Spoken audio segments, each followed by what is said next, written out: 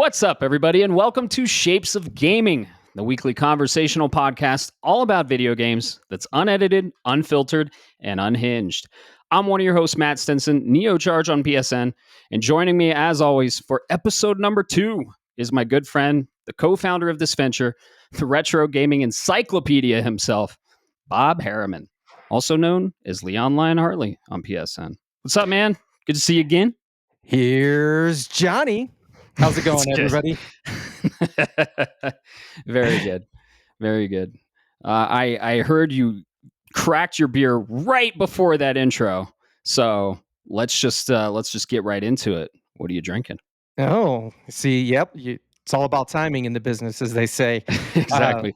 I hope it came through. I hope it's like it starts the podcast as the last of the that should be our new intro right there. Make that the audio click, right? See. Oh.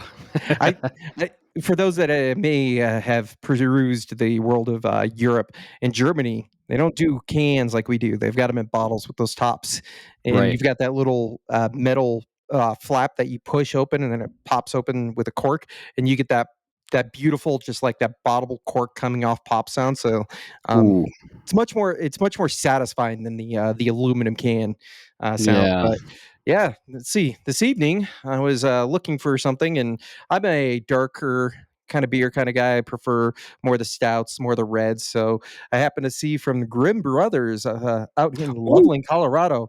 This is the Little Red Cap. I have had it. It's amazing. Hell yeah. That's awesome. Local brew. Love it. Yeah. Really good red. Really good. Speaking of the cork pop, I used to drink a lot of Captain Morgan earlier in my earlier years, right? Yeah. Captain Morgan private stock. Okay. And I somehow managed to pop I was like, I want this cork pop sound when I open it to be a text tone. And I somehow recorded it beautifully just with my iPhone. And I have a text tone of a cork pop. Maybe I'll throw it in the podcast one day in the little soundboard we have or going to have. Maybe. Who knows? You will absolutely end up bringing back memories for me. Private stock is always been my jam. If you mix it with a vanilla Coke, it's like a root beer, but it's just next level. And the only other thing that tops private stock, and I don't even know if they make it anymore, is they had a Captain Morgan Sherry Oak. Yep. Finish. Oh, I remember that. Yeah, used to be able to get that cheap on sales. Oh man. Heck yeah. That drink is what caused me to go sober for about 6 years. Yeah, Captain will do that to you. Speaking of alcohol, so you're drinking your Little Red from Grimm. Who brews that again? Grimm Brothers, right? Or no? Yep, Grimm Brothers, right out of Loveland. Yeah. Beautiful. Mine is actually in Fort Collins too, around the North Colorado area. A very popular brewery. I used to live 15 minutes from this brewery, and that's Odell Brewing. And I am drinking a brew that they used to only have at their brewery. They never canned it. They recently canned it, and I would literally drive 3 hours to get this brew. It's called the Freak Sour, Friek, and it's one of my favorite sours of all time. They finally canned it. It used to be a brewery exclusive, and it is a beautiful blend of cherry and raspberry, and it is delicious. It's amazing. That sounds delicious. You're saying it's spelled freak with a PH? No, Friek. Oh, okay, all right. Did I say PH? I no. That's very much my probably my. I've hit my head too many times, folks. So sometimes I hear one thing and my brain goes, "Oh yeah, I heard something completely different." Ooh, look at that! Ooh. Yep. So for the viewer or the people that are listening, and you can't watch yet, we'll probably be on camera at some point in the future. That's for the housekeeping section.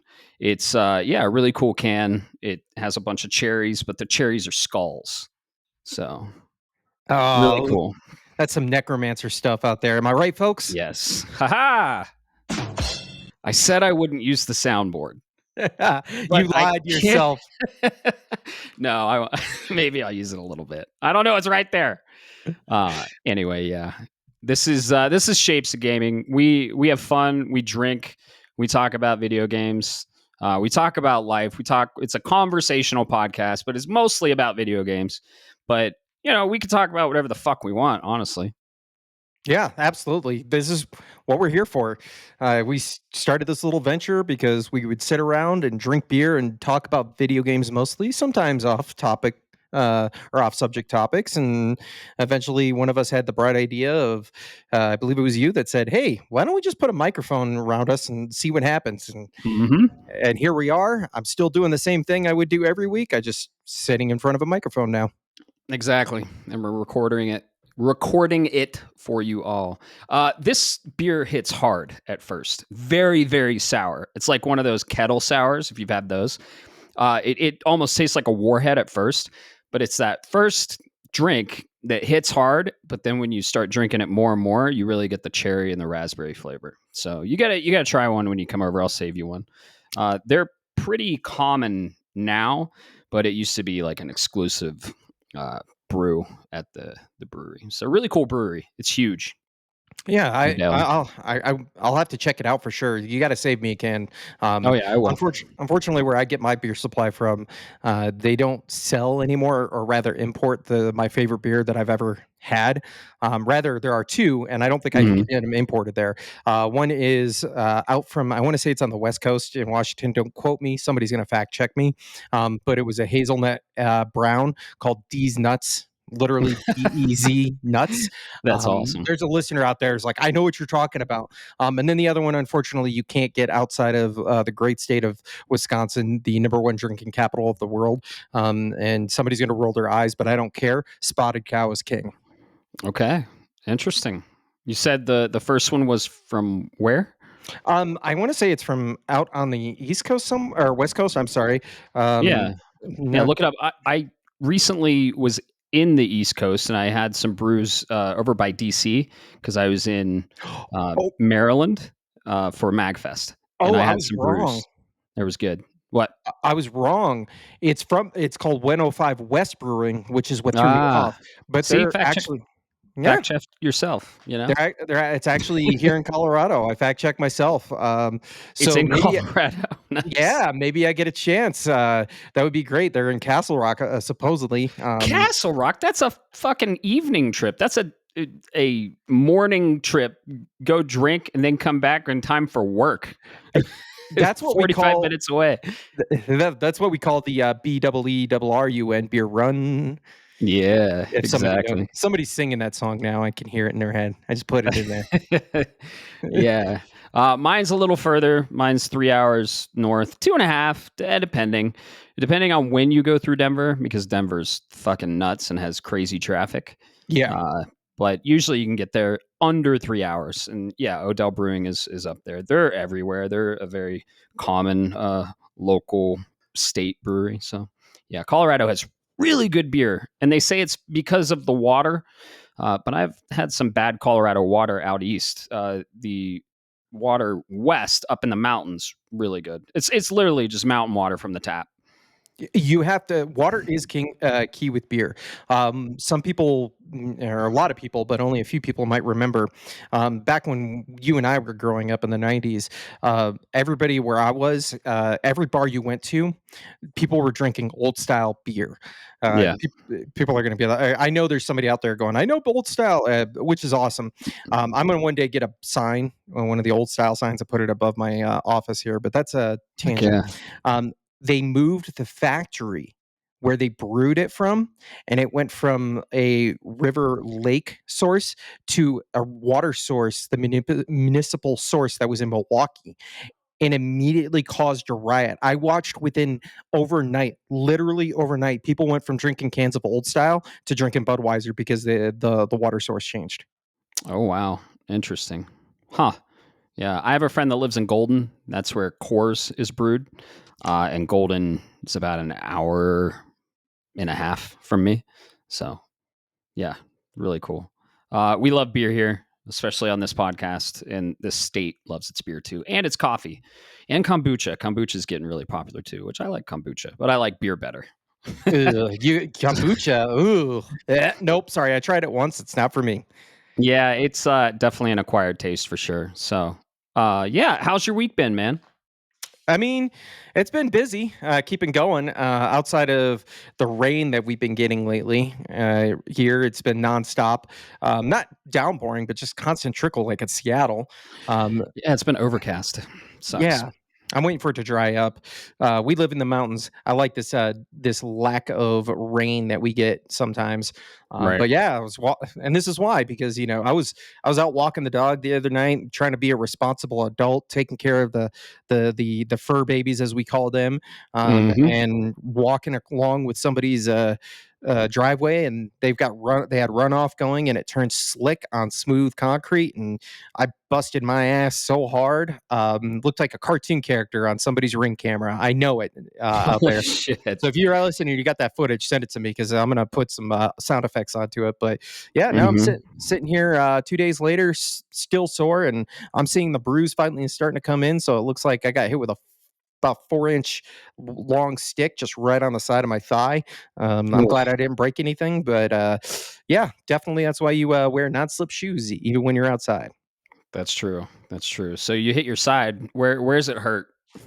Right along that hip bone, right down on the Oh, side of the thigh, because yeah. I landed on and hit my elbow, my shoulder, and that side of the leg. And yeah, I'm glad I caught myself. Otherwise, my head would have hit the concrete. And that, I mean, it's nothing new in my life, but I Oh don't need to be yeah. doing it again at my age. Dude, falling when you're older really fucking sucks. I fell. Yeah, it wasn't recently, but I it was bad. I wasn't doing responsible things like you were. I was on my one wheel going 15 miles an hour, and I fucked a lot of stuff up. Not permanently, it healed, but it takes longer to heal because when you get a little older. So yeah, getting old sucks. We're not old men, but we're getting a little we're getting more seasoned, as I like to call it. So yeah, I hope that heals for you quick, and I hope you feel better. Is it better than it was? Yeah, it's feeling better now. Still sensitive, and as soon as I got home, I was like, "Hey guys, I'm going to grab a beer because that's a painkiller." Yeah, Uh, that's absolutely right. Yeah. yeah. So, how's life been treating you, man? Good, good. I didn't fall, thankfully. My one wheel the tire has a leak in it, so I actually got a new tire and I'm about to replace it. Uh, if people don't know what a one wheel is, it's a one wheel with basically a skateboard on top, and it's has Segway controls where you lean forward, it goes forward. When you lean back, it goes back. They go about 20 miles an hour. You can go uh, probably 15, 18 miles on one charge, and they're electric and they're fun as hell. I used to skate in high school for 4.5 years, and I can't anymore. So the one wheel's fucking awesome. It's really similar to snowboarding because I recently snowboarded too, and that sucked too. Oh my god, talk about falling. Oof. Uh, yeah, you man. See, I'm over here being an adult, and you're living your best Yeah. life. Are you sure you're my age? Because you're sounding like a 20-year-old right now. Yeah, I like sticking with the extreme stuff, so one wheeling and snowboarding. But yeah, last week no extreme stuff. I did go and see a movie, and this movie was very unexpectedly good. I talked about it on the last podcast, but I went and saw Thunderbolts Asterix from the MCU, and so first of all, movie theaters. I fucking love the movie theater experience. It's amazing. People should go to the movies more often. You go. We have dinner in a movie, right? And we get dinner. We have a really cool like pub, tap room, bar, brewery right next to the theater, which is we live like 5 minutes from the theater, so that's cool. And it's called Rock Bottom, and they got good brews. They got some of the best restaurant style chicken tenders, honestly, and I love my chicken tenders. And we have a good time, we drink, and then we walk over to the movie theater. Dude, the moment you open the doors to the movie theater, it just you are. assaulted with the popcorn smell. And then you're like, well, fuck, now I got to get popcorn. So you always get popcorn. And then I get water. I'm not a soda drinker. I stopped drinking soda like 10, 12 years ago. And yeah, we get popcorn. You sit down. There's usually like 25 minutes of previews, but these were good previews. Like I saw Mission Impossible Final Reckoning, which looks cool. The new Jurassic Park looks pretty cool. It's going to be fun and stupid, but that's what you go and see a movie for, right? But yeah, we saw Thunderbolts. Really fucking good. Ooh, really? So, like, how good are we talking here? Sell it to me. Yeah. So I've seen every MCU movie on launch from Iron Man. Okay. I know my MCU movies. I know a little bit about the comics. I read a little bit. Wasn't heavily into reading comics, but I know a lot about like the Marvel universe. I played a lot of the Marvel games, Marvel Capcom Alliance or Marvel Ultimate Alliance. Remember that game? Oh Fucking my awesome. goodness, I love that game. Yeah. Marvel vs. Capcom. The recent Avengers game I haven't played, which I really want to play. And yeah, I'm a big fan of the games. We have a lot now. There are a ton. Marvel Cosmic Invasion coming out. That looks really cool from Dotemu. I think we're gonna get into that because of the main topic we're about to tell you about. But Thunderbolts, amazing MCU movie, and I'm not talking about amazing for Phase 5. I'm talking amazing for Phase 1. Like it was really, really good. So the characters, the action, everything. And what surprised me about this movie is it's very dark. Very dark.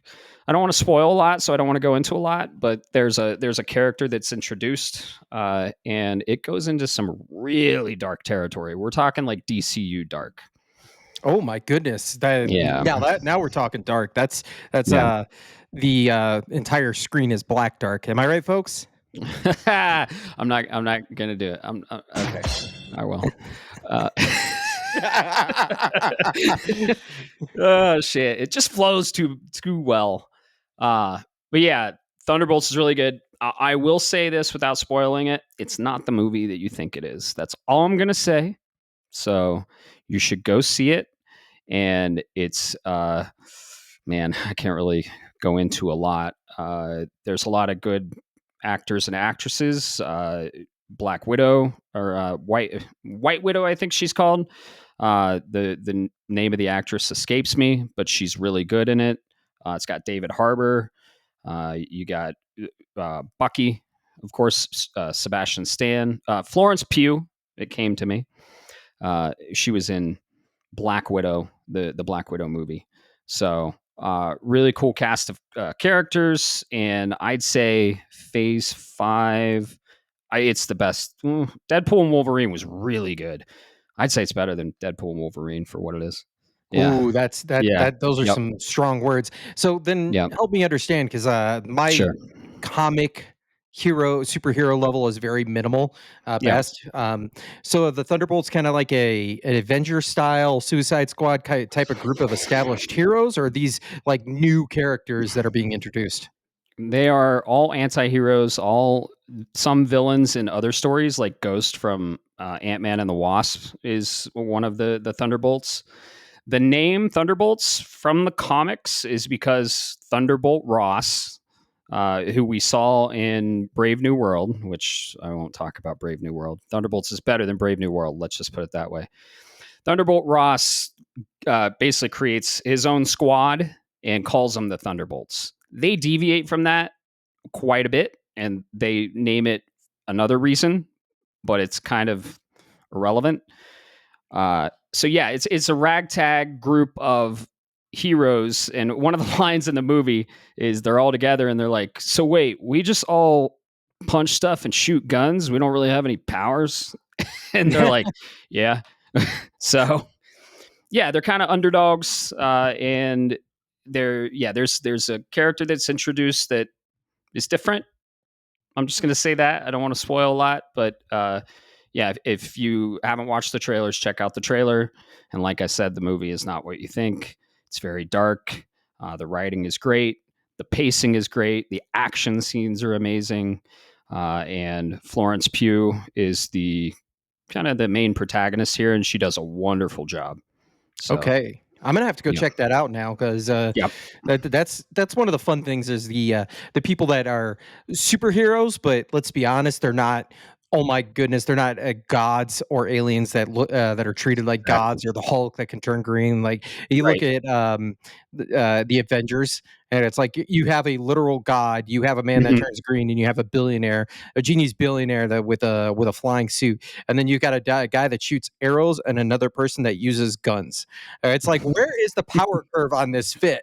Right. Right.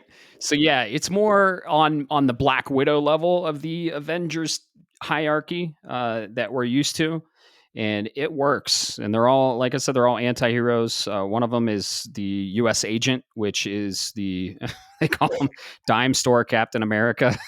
Wait, I'm back, Daryl, Captain America. Right. But yeah, he was in Falcon and the Winter Soldier as the new Captain America. Well, I don't want to spoil that either. So if you want more information on him, go watch Falcon and the Winter Soldier. Unfortunately, it's on Disney Plus, but it's really good. I really like that TV show. So yeah, I haven't caught Daredevil yet. I heard Daredevil Born Again is really good too. So yeah, Ooh, I haven't seen that one either. I guess I'll see. neither have I. When are we gonna have the time? And as we're I gonna cover know. later, when are we gonna have the time to do this? I know. I'm watching Pokemon Horizons, of course. I'm a big Pokemon fan. I always watch my Pokemon. I'm literally a fucking 10-year-old on Saturdays. I wake up, I get my bowl cereal, and we like sometimes are in our pajamas, rarely wearing pants, and we just watch Pokemon and eat cereal. You, It's great. yeah, Saturday morning cartoons. Saturday morning cartoons. So the question is then, which cartoons were you watching on the Saturday morning? Oh man, X-Men, Teenage Mutant Ninja Turtles. Sometimes it wasn't a cartoon, sometimes it was live action, like Power Rangers. Oh, Let's see. Yeah, Spider-Man, the original Spider-Man, all of it. and see, that's why you have the comic book Yeah. tropes that are going on because I was all about the Darkwing Duck, Mm, Tailspin, Chippendale Rescue Rangers. nice. I've got those songs like stuck in my head. So when they announced Yeah. DuckTales was coming back and they had David Tennant that was going to be doing voice acting, being the Doctor Who fan I immediately turned 10 years old again. And it was just like, oh my goodness, I can't wait. Not as good as I was hoping, Beautiful. but still. Beautiful. Dragon Ball Z too. I'd say I don't watch a lot of anime, but that was like my dipping my toes into anime as a kid. I watched a lot of Dragon Ball Z. I'm not even a Dragon Ball Z fan, and I even watched a little bit of it. Come on, man. Yeah. Yeah, Everybody knows exactly. about that If one. you grew up in the 90s, you watched Dragon Ball Z. Yeah, there's so much, but dude, those were the days, weren't they? Just getting up, eating your bowl of cereal, watching cartoons. I just try and recreate that, as a fucking adult having to pay bills. I'm like, I want to eat cereal and watch cartoons. And if I want to use beer for my cereal instead of milk, I'm going to. Burial. Burial. I get that reference. Yeah. But Thunderbolts, really fucking good. Really good MCU film. I wasn't expecting it to be that good. I was fresh off of Brave New World. Let's just say that. And yeah, I was pleasantly surprised with Thunderbolts. Go watch it. Hopefully things aren't spoiled. Disney's kind of pulling back the curtain on some things that shouldn't be pulled back yet. That's all I'm going to say. Don't look it up. Go see it immediately and get some popcorn while you're there. So, yeah, that's what I did. Awesome. Any, yeah. What else did you get into this week? Or I well, mean, last week? yeah, last week. I mean, I wouldn't say it's necessarily this last week, but I failed to mention it on the last podcast. I was out and about. I was actually chilling with you, I think, is what it was. Had a couple too many beers, and my wife texts me. Yeah, I'm out. I'm out with Ace, my oldest son, and is like, we're at the pet store. We're looking at some stuff. Look at all these cute creatures. What are the odds that you'd say yes to something? And I said, I text her. And this is a rookie move. I've been married almost 20 years, but this is a rookie move. And I text her, as long as it doesn't come out of my bank account, I don't care. Oh, no. See, you already know where I'm going with You're this. opening the door, man, to I anything. I give What'd them an she get? inch. Yeah, give them an inch, they take a mile. Am I right, Uh-huh. fella? So sure enough, I get home and there is a brand new white ferret sitting in the cage with the rest of them. And in defense, he's really cute, Oh, and yeah. they did give him a cute name. His name is Monkey D. Luffy. For all Oh, you my yep, see, I know. yep. Yeah, I know that. There's a One Piece fan going, "Yay!" Right. And he's definitely cute. Oh, I just opened up the can of worms that said, "Yeah, sure, as long as I'm not paying for it." And should have probably shut that door a little bit harder, but I was trying to be nice because I'm an enabler. That's my toxic trait. Oh, so how uh, many ferrets you got now? we're up to 4 now. We've got Alright. Monkey D. Getting the family Luffy. going. Yeah, Okay. we got Monkey D. Luffy. We have our first one that we ever got a couple years ago. Her name is Dingus. And then Nice. we got 2 more that we picked up from another person who was moving. And there's going to be another anime reference for you. The little girl is named Sophie, and the boy is named Howl. Okay. So you see where I'm alluding to? I think. Can I Eh, guess? It's probably gonna be wrong. Full Metal Ghib- Alchemist? no, I was going to say I'll give you a hint. Studio Ghibli. Oh, okay, so not a TV show, a movie. Yeah, an animated movie. Wait, yeah, Sophie and Howl. Oh, yeah, Howl's Moving Castle. Yeah, Yeah, absolutely. yeah, Which we immediately went and watched Howl's Moving Castle that night after we got them because that's a good one. it's It's a a good one. it's not Spirited Away. I will defend. I will die on the hill that Spirited Away is the best Studio Ghibli movie. Nice, yeah, I've seen that one. My favorite's definitely Princess Mononoke. It's a, Totoro's up there too. I, My but name it's is all. Totoro. Yeah, but it's like choosing between dessert trays. Like everything's good there. It's just a matter Exactly. of what your preference is. Right, exactly. Yeah. Yeah, I've lived with ferrets before. They're so cute. They're so lovable. Yeah, they're adorable. No pets for me though. So it's not that I love animals. Uh, I just have OCD, and it does not work well with animals. Mild OCD, nothing clinically like diagnosed or anything like that. But yeah, it's just I've thought about it. Maybe one day. I love animals. I've lived with a lot of them. Love them to death.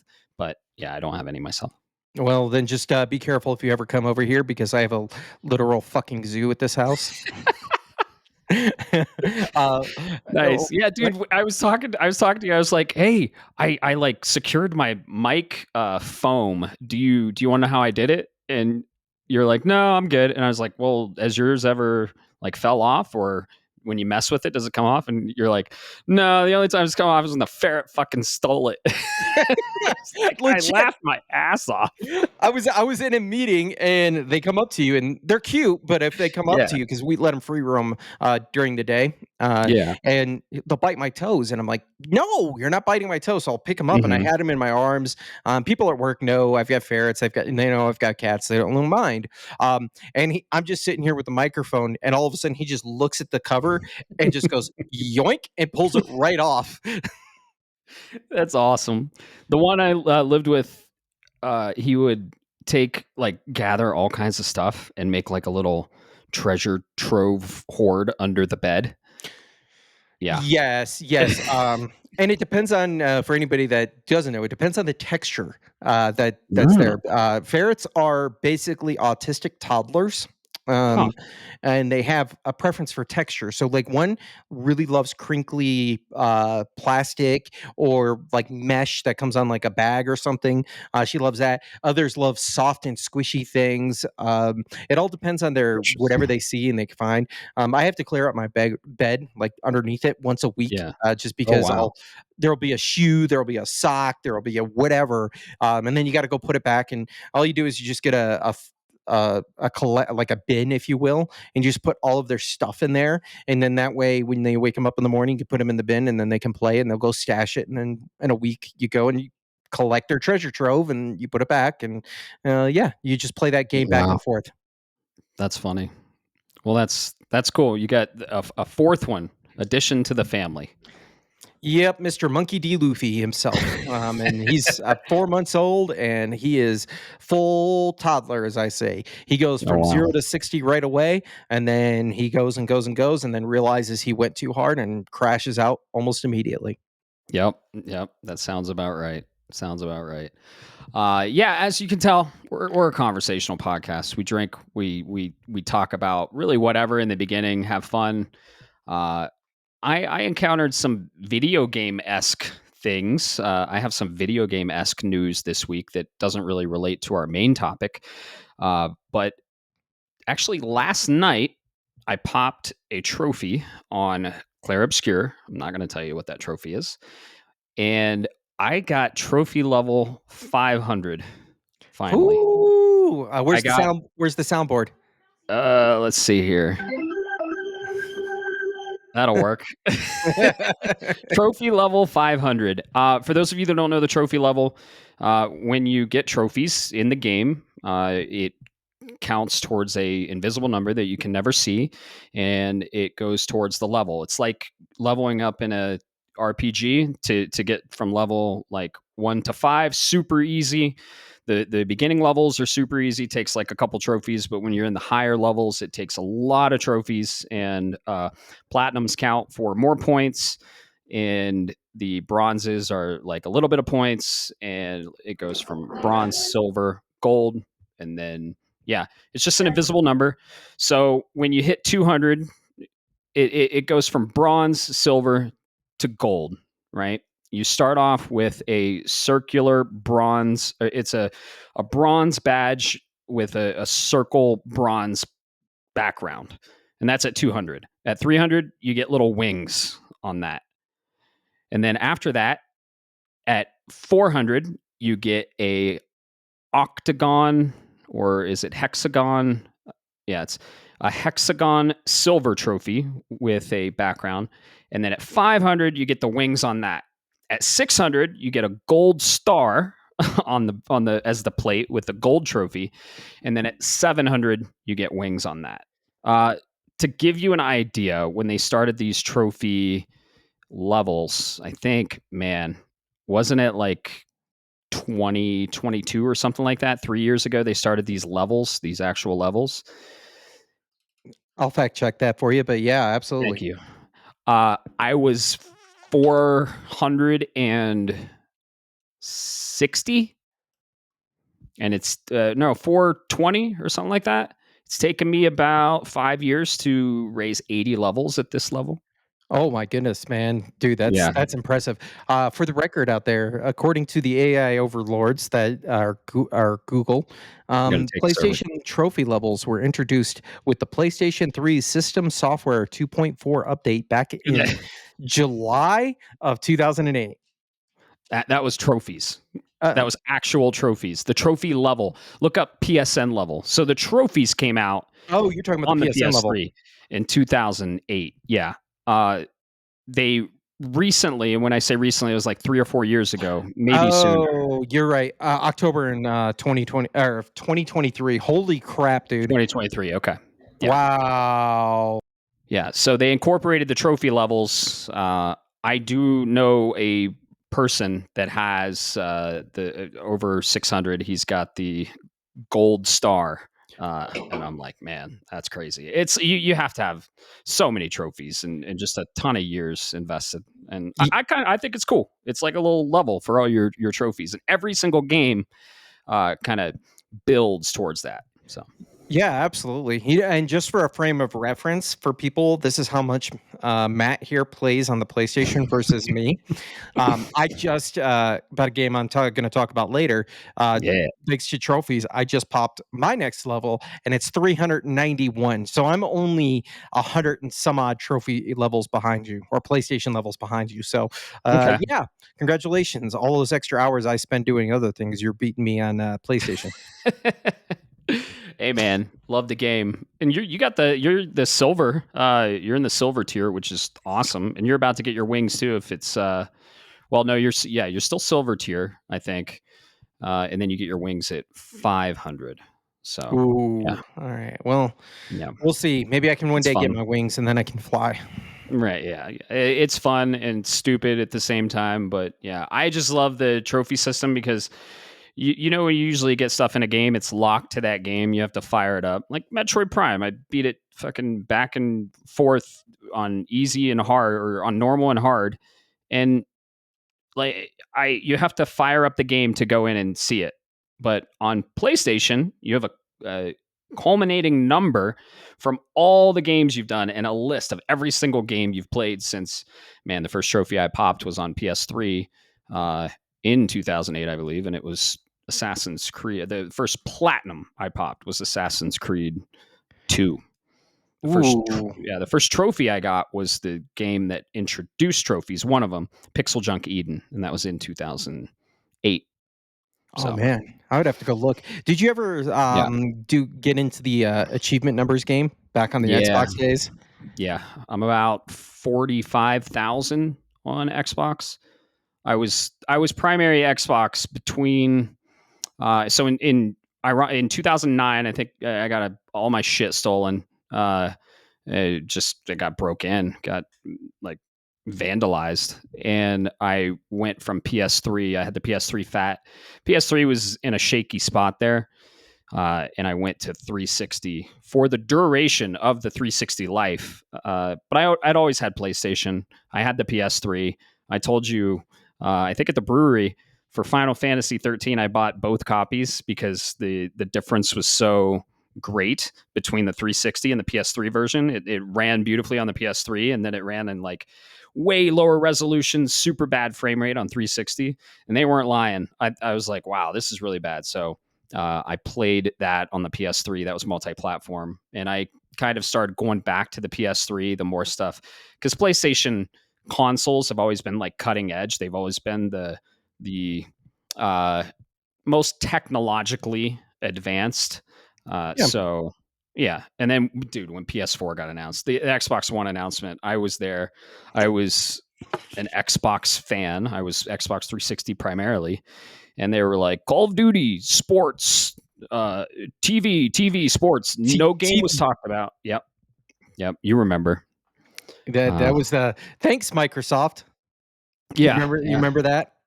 yeah. When Don Matrick, they were like, well, if the Xbox One has to connect to the internet every 24 hours to ping home, what about people that are deployed in the military and or people that don't have an internet connection? He's like, well, uh, thankfully, there's a system for that, and that's called the Xbox 360.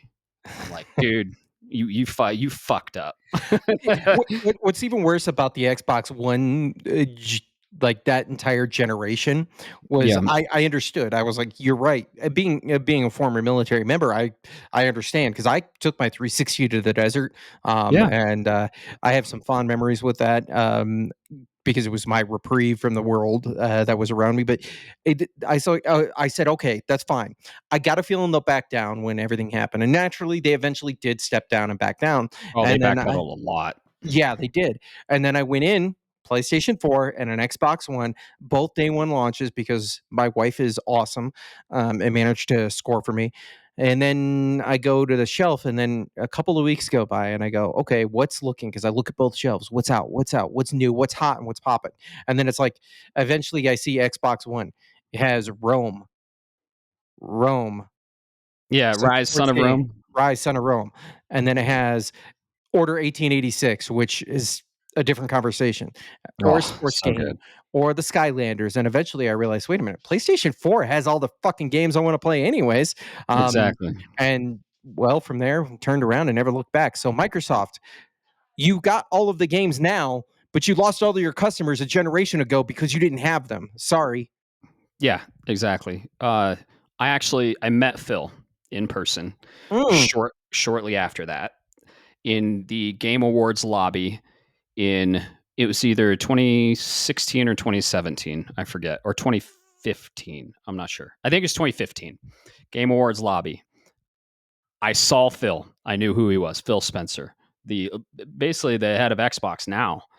And he wasn't then, but he is now. And I mhm. said, I went up and I was like, hey, how's it going? I know you're a gamer and I appreciate everything you're doing. And we kind of got into it, and I was like, okay, like being real, what's your favorite console? The answer I'll never forget. His answer, and I quote, I just wish the PlayStation 4 had more first party games. And this was when they didn't. Oh, He didn't say Xbox. He didn't say PC. He said, I just wish the PlayStation 4 had more first party games. And they were lacking first party on launch, but man, the PS4 has some of the best first party titles, and they hit their stride very shortly after that. But and then I was like, "Yep, I'm all PlayStation." I was Xbox, and he's like, "We lost you on the Xbox One, didn't we?" And I was like, "Yep." And he's like, "Man, we lost a lot of people." I am not making this up, dude.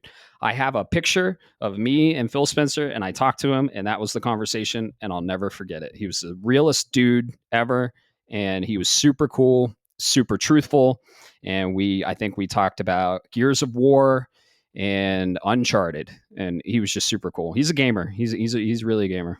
oh, okay. So he's not one of those execs that sits at the top No. and looks at the numbers but has never picked up a controller in their life.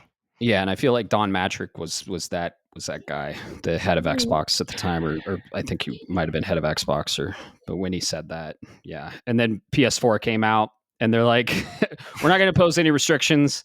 And remember the commercial or the advertisement that, and I met Adam Boyce too, and I talked to him about Really? that. Yeah, oh, dude, in 2015, going to the Game Awards and PSX, these people were just walking around, hanging out. It was some of the best times I've ever had. And Adam Boyes and Shuhei Yoshida came out, and at the time when Xbox was announced, it was like, you're not going to be able to trade games. It's going to be locked digitally or something like that. The license is going to be locked to your account. You can't trade it. And PlayStation came out with like a 30-second advertisement, even if that, maybe 15 seconds, and it was Adam Boyes saying, here, if do you want to play my game? Here you go, and handed it to him. And Shuhei Yoshida was like, "Hey, thanks," and it just destroyed Xbox because Yeah. you can. That's why I get physical, so people can borrow them if they want. So for the listeners out there, if you're curious, all you have to do is go to YouTube and just look Yeah, at PlayStation 4 share games, and the very there first you thing is going to be the official PlayStation used game instructional video. It's go. 22 seconds long, and Yep.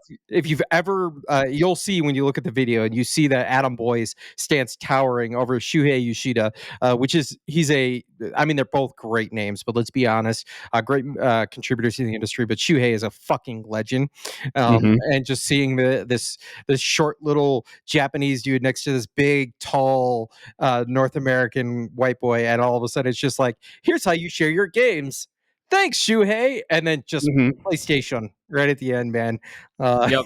Oh yeah, they put up the text like, here's how to share the games on PS4, and it was really long, and then they just cut to them, and he's like, he hands it, and Shuei's like, thank, or Adam Boyce is like, thanks, and then it's like it ends.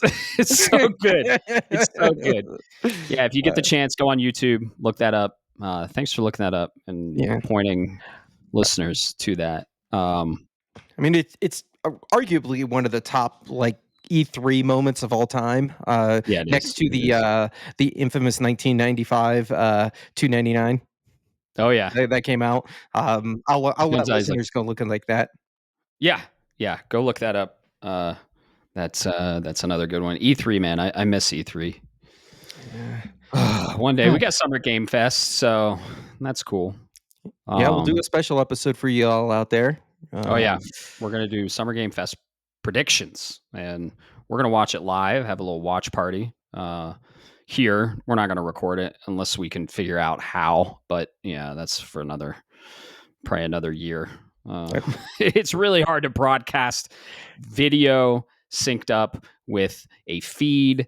I've tried it before, and it's a nightmare. So hey, if anyone knows video production and wants to give us some pointers on that, feel free and let us know, because we're up for it. I've always wanted to do reaction videos. I did reaction video the last two Nintendo Directs on Metroid Database, the Metroid Database channel. Shout out to Infinity's End. I joined him, and we're probably gonna join him for the next one, and then maybe have him on the show to talk about things.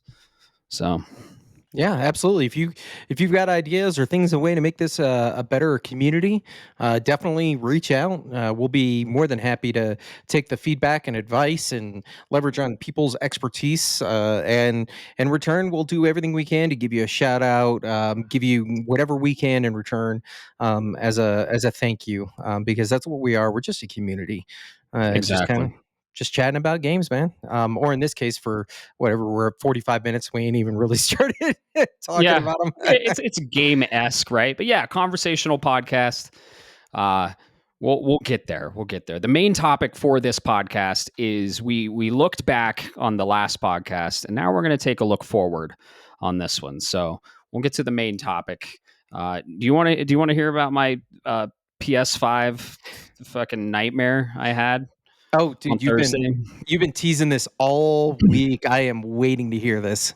Weirdest shit I've ever encountered. And I figured out the problem, and it's very obscure and niche to my setup. So it was Thursday. I came in, wanted to play Clair Obscure, ready to go. I just, gone off work, ate dinner, came down, wanted to play, fired it up. I basically hear nothing, and then I hear my sound cut in, and then I hear my sound cut out and cut in and cut out. And the sound for the PS5 dashboard is just cutting in and cutting out, right? And I'm like, oh, okay, that's weird. So I'm just like, I'll restart the PS5. Restarted the PS5. I was like, okay. The startup and the sound at the home screen, cutting in, cutting out, cutting in, cutting out. The sound is just cutting in and cutting out. Yeah. And I'm like, okay, well, that's weird. All right. Might be the Sonos sound system. Power cycle that. Pull out the plug, wait 10 seconds, put it back in. I'm like, that's got to fix it. Fire it back up. Still happening. Sound is cutting in and cutting out probably every 2 to 3 seconds. It's just a cut, and it sounds like the signal is dropping. And I'm like, okay, that's weird. I fire up my Switch, and it's connected to a different HDMI. No problem. No problem. Switch fine. Fire up the YouTube channel. Fine. Nothing. Okay, so it's not the panel. It's not the it's not the HDMI controller. Okay. So I go and I'm like, okay, well, I'm just gonna power cycle the TV for fun of it. Nope. Still doing it. PS5 still cutting in and out. The sound's cutting in and out. I'm like, well, shit. Okay. So I go in and I boot the PS5 in safe mode. And I'm like, okay, well, I don't want to rebuild the database because that takes a while. Let's clear the cache. Fixes it for about 10 seconds. And then it starts happening again.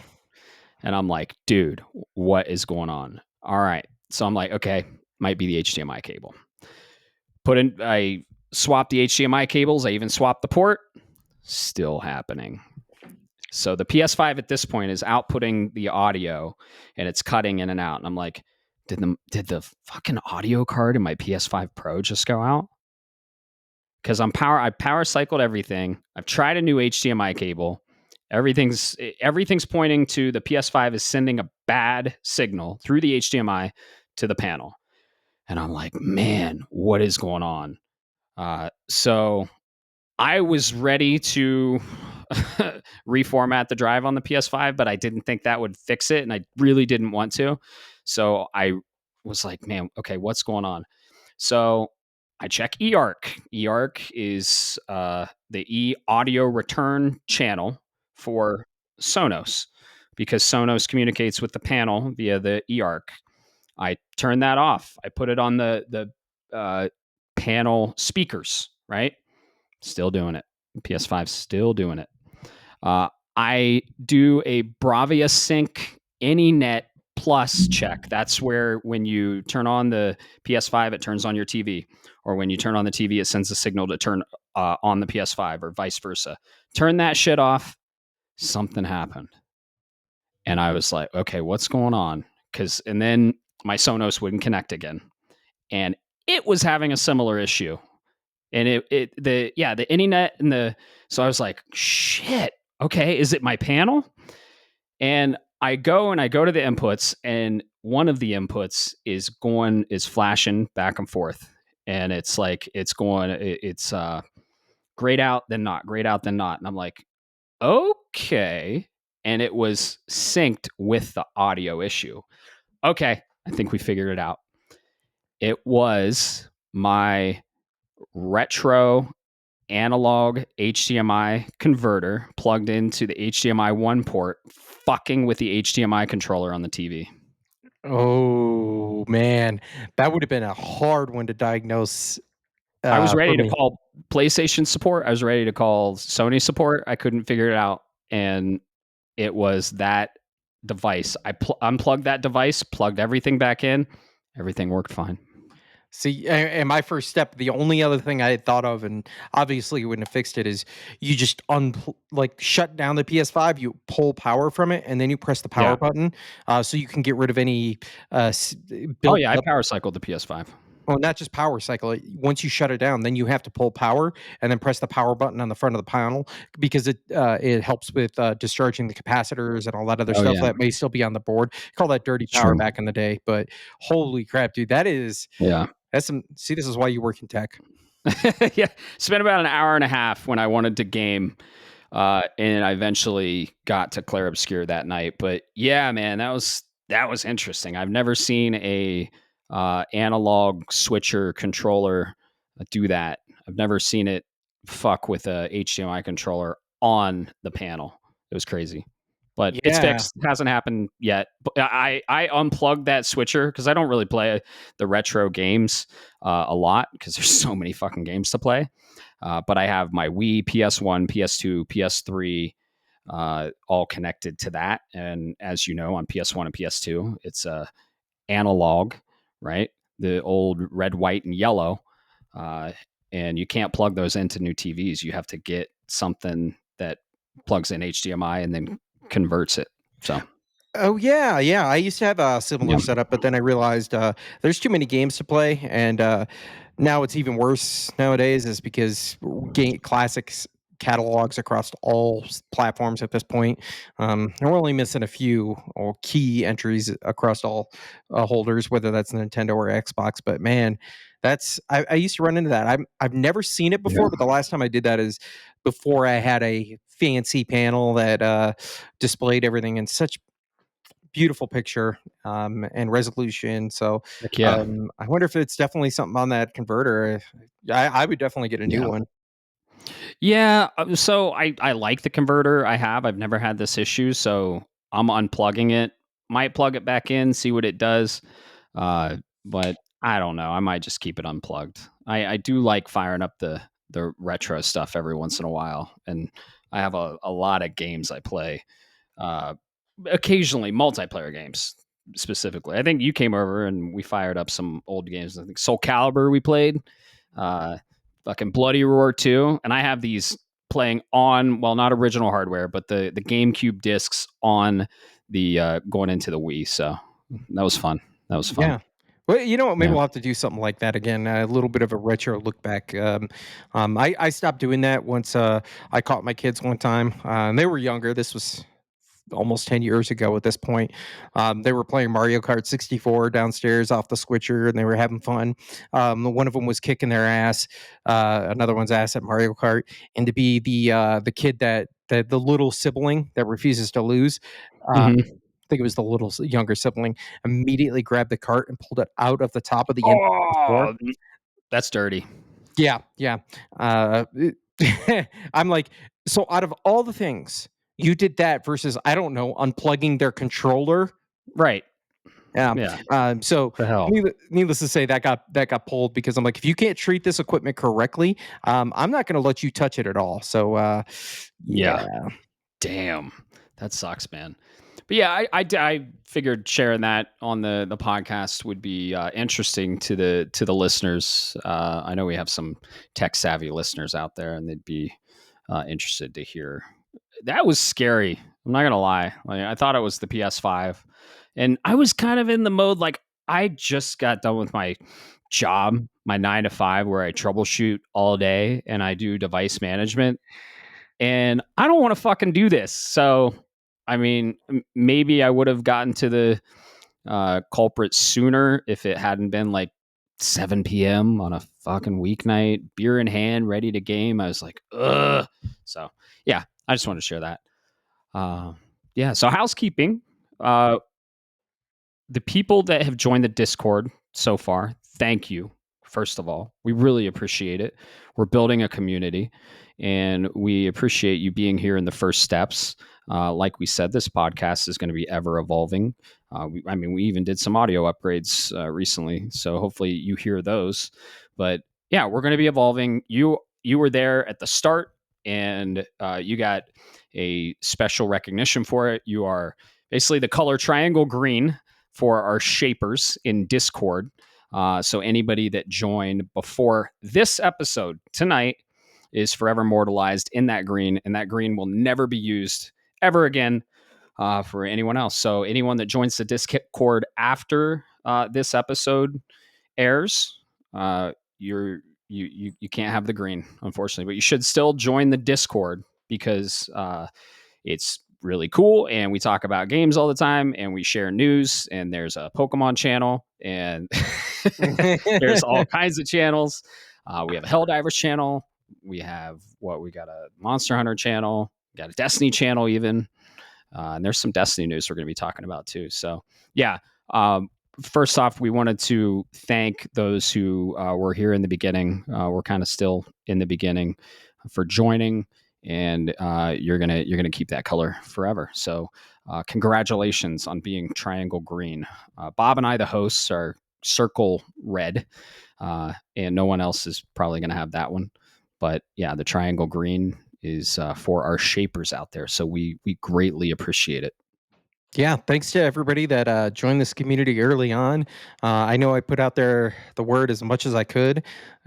You guys will be immortalized as you are the first adopters or early adopters, as they say, of this community. And I believe we have decided at this point in time, correct me if I'm wrong there, Matt, but Shapers will not be coming back. So the Mm-mm. clock is ticking as of when we launch this in a couple hours, episode 2.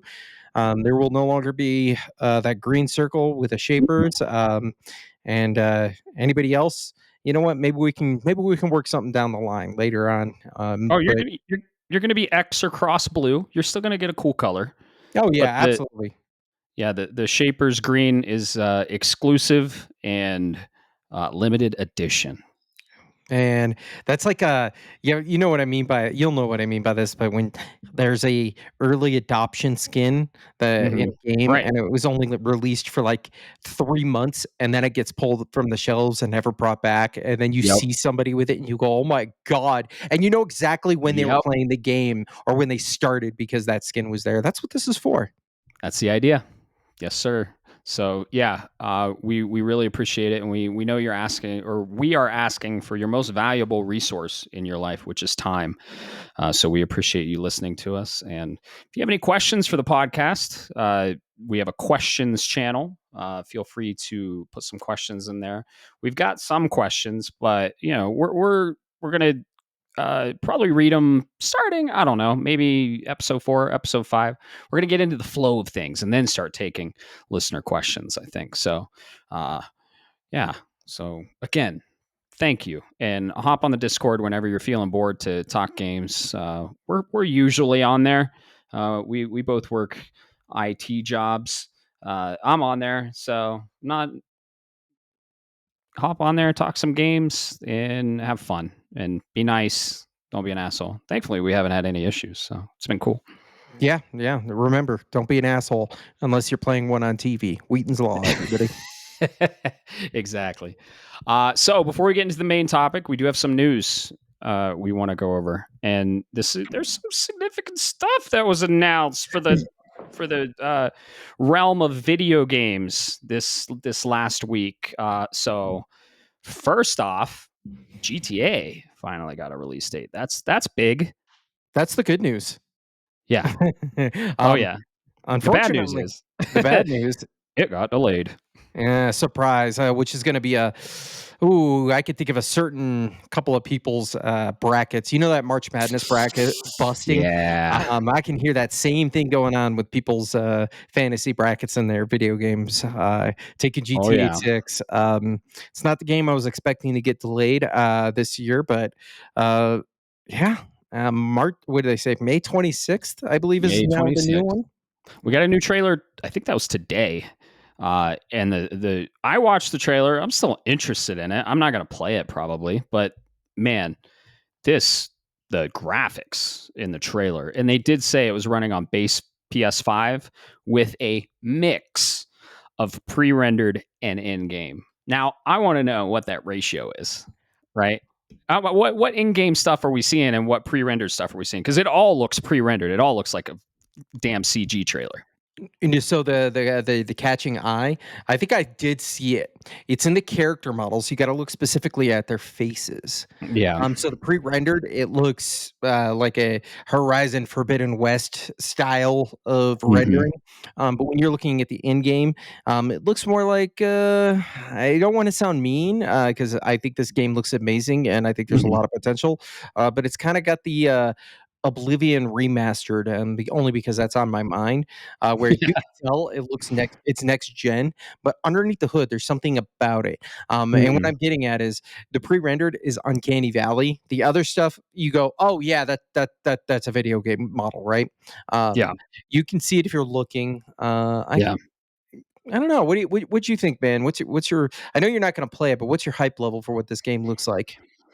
Hype level personally is 0 to none. I'm not a big GTA fan. I know that's going to be very unpopular with the listeners, and that's okay. You don't have to agree with us. The hype level for everyone else is like 11. Uh, but from what I saw, I think it looks really good. I think it looks really good. How's it play? I don't know. How are the mission structures going to be? I don't know. The last GTA I played was like 3. So yeah, So never wait, played. you never played I Vice played a City? GT. No, I didn't. I didn't. I like Oh, fantasy and magic and fiction. You know, yeah, that, it's that just yeah. I don't know. I think that's fair. Uh, Yeah, it I think Rockstar is an amazing developer. I'm rooting for them. I hope they succeed. Red Dead has gone down in history. Didn't play that one either. I played a little bit of I it, but like. there are certain games that are you look at it, you go, okay, that's amazing, but Yeah, absolutely. I don't know if I have the time for that. You got to pick and choose those black hole games Yeah. very carefully. But yeah, Rockstar is definitely. I mean, they've got a proven track record. Hmm. They haven't missed in what 2.5 decades. So well, let's be honest. Since before they became Rockstar North, when they were DMA Designs, is the last time that they had a quote unquote flop. And if people want to go look at what that history is, you can absolutely go look at that. But I don't know. Right. I kind of have. So this is where I sit at as a GTA game and what you can do. I'm like, man, I love the look of this. I love what they've got going on, like this vibe of the Vice City, that South, Hmm. that Miami vibe that comes in there, and then Oh I yeah. look at it and I go, yeah, it's Vice City, but it's Vice City in 2026, and I think a lot of the culture that surrounds current I don't want to be mean here, but the major metropolitan areas, Sure. I'm not vibing with. I'm sorry, it's just not my style. To be quite honest, I don't need to see every other NPC with a dump truck ass and fishnet stockings. I'm sorry, I don't need that in every character. I get where we're going with realism and everything else, but like you said, it's Yeah. about fantasy. I when I dive into a game, I want to be able to be something in a world that doesn't exist. I don't need if I want reality, I'm going to go outside. Yeah. Exactly. I just like space magic and dragons, man. Sometimes So both at the once. sometimes both at the same time.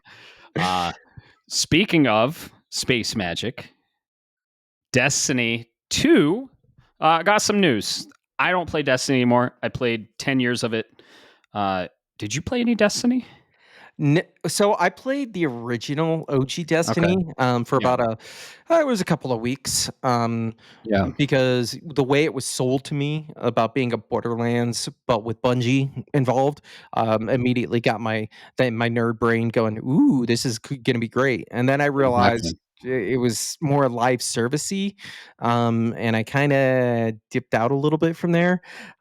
So unfortunately, my Destiny experience is very limited in that regard. It's probably one of my greater regrets because I think if I had actually given a fair chance, um, I think Destiny would become one of the cornerstone games for me, one of those pillar games. But Mhm. yeah, definitely, man.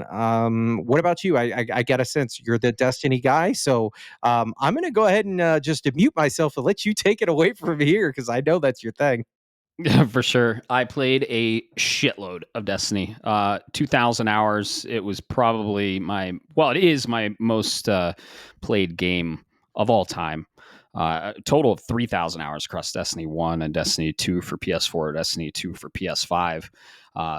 But I put it down with Final Shape. And it definitely died with Final Shape, but I'm still keeping in touch with it.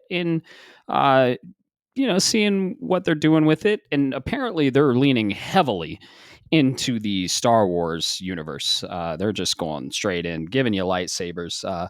They announced the Year of Prophecy, and the Year of Prophecy starts July 15th, 2025. So there's two major expansions for their year. We're getting the Edge of Fate for Destiny 2, and then Destiny Renegades. And Renegades looks straight out of Star Wars. They are wearing their inspiration on their sleeve, and it honestly looks like a collaboration or a team up. Of they straight the Guardians straight up have lightsabers. So the Edge of Fate comes out July 15th, and then Renegades comes out December 2025 is the launch window. So with this release, there was a collector's edition announced, and they have the coolest statue. And the statue isn't specific to this release. It is of Destiny of a whole, and it's of the Warlock, Titan, and Hunter. And the Warlock is front and center with the Dawn Blade and the wings, and it's about 12 to 13 inches high, and I got one. Oh, so the real question is, I gotta ask, how much should it run you? Because I know some collector's editions get pretty pricey. Yeah. So the really cool thing, I was fully expecting on paying the retail price of $280 for the statue and the two expansions, but it's like Bungie knows that they have that statue is for the people that still love Destiny but aren't going to buy the game, and they actually offered the statue without the game. So I bought that for $200. So they knew who they were marketing to. Yeah, they did. So that was really that was a pleasant surprise to see that they had that statue without the game, because I really didn't want the game. I was just gonna either give the code away or sell it. Because man, I can't, I can't. That talk about a black hole game. 2,000 hours. It was super fun, amazing, and it's funny that you played the beginning, because Destiny launched differently than what it is now. And when First Light came out, that's when it kind of went to shit. Let's be honest. And they did the battle pass, and it was Fortnite, and it was free to play, and all kinds of cosmetics, and honestly some pay to win stuff. But Destiny launched. If you don't remember, I think it was in 2014. I played the alpha and the beta.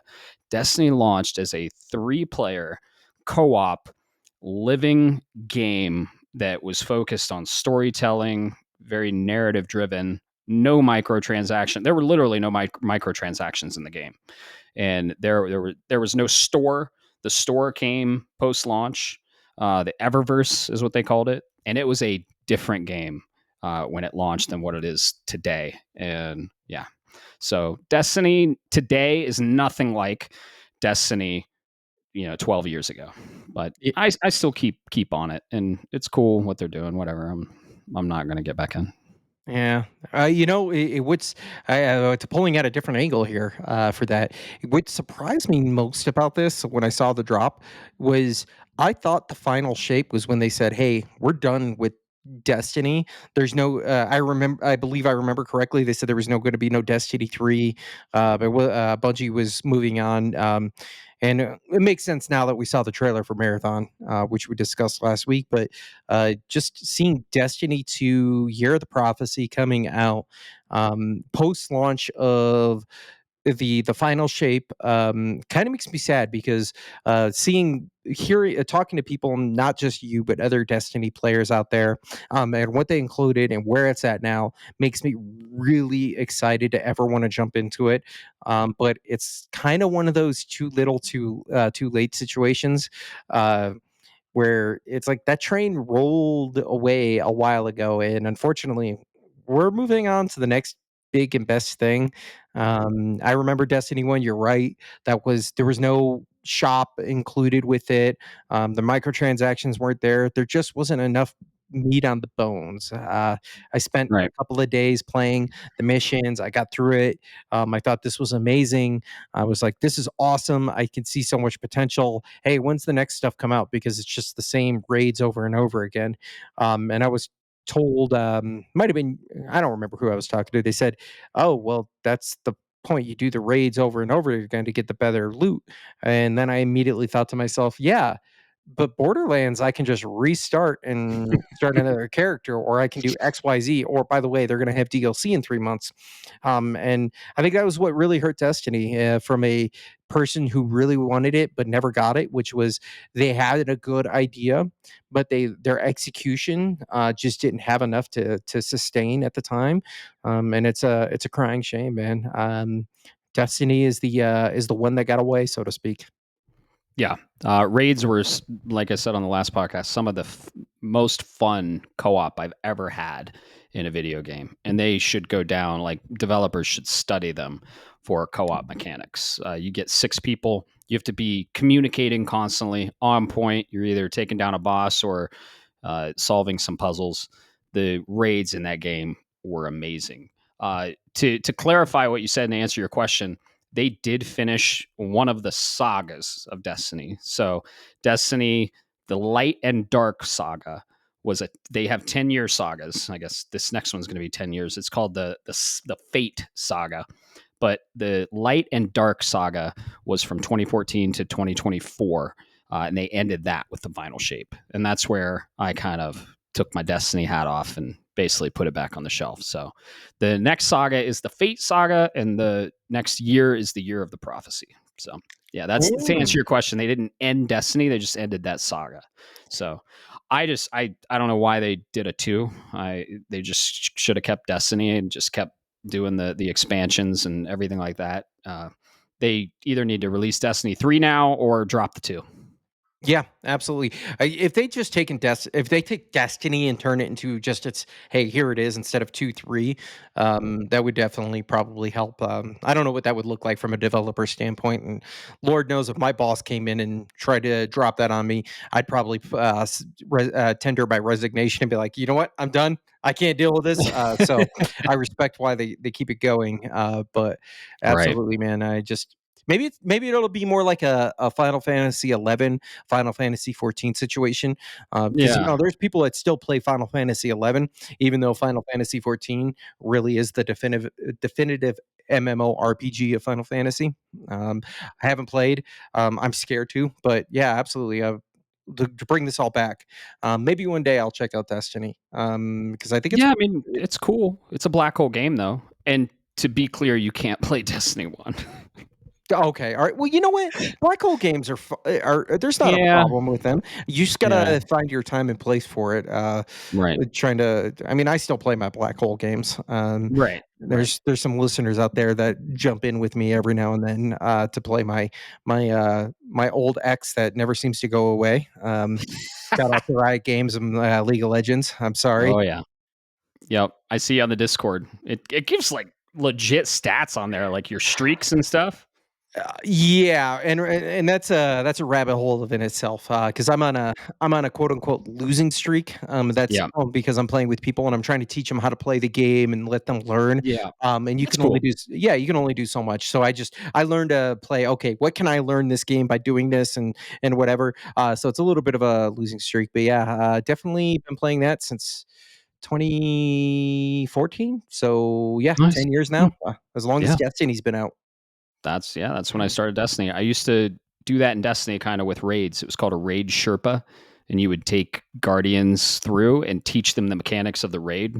No sweat and no pressure or anything. And yeah, that was fun.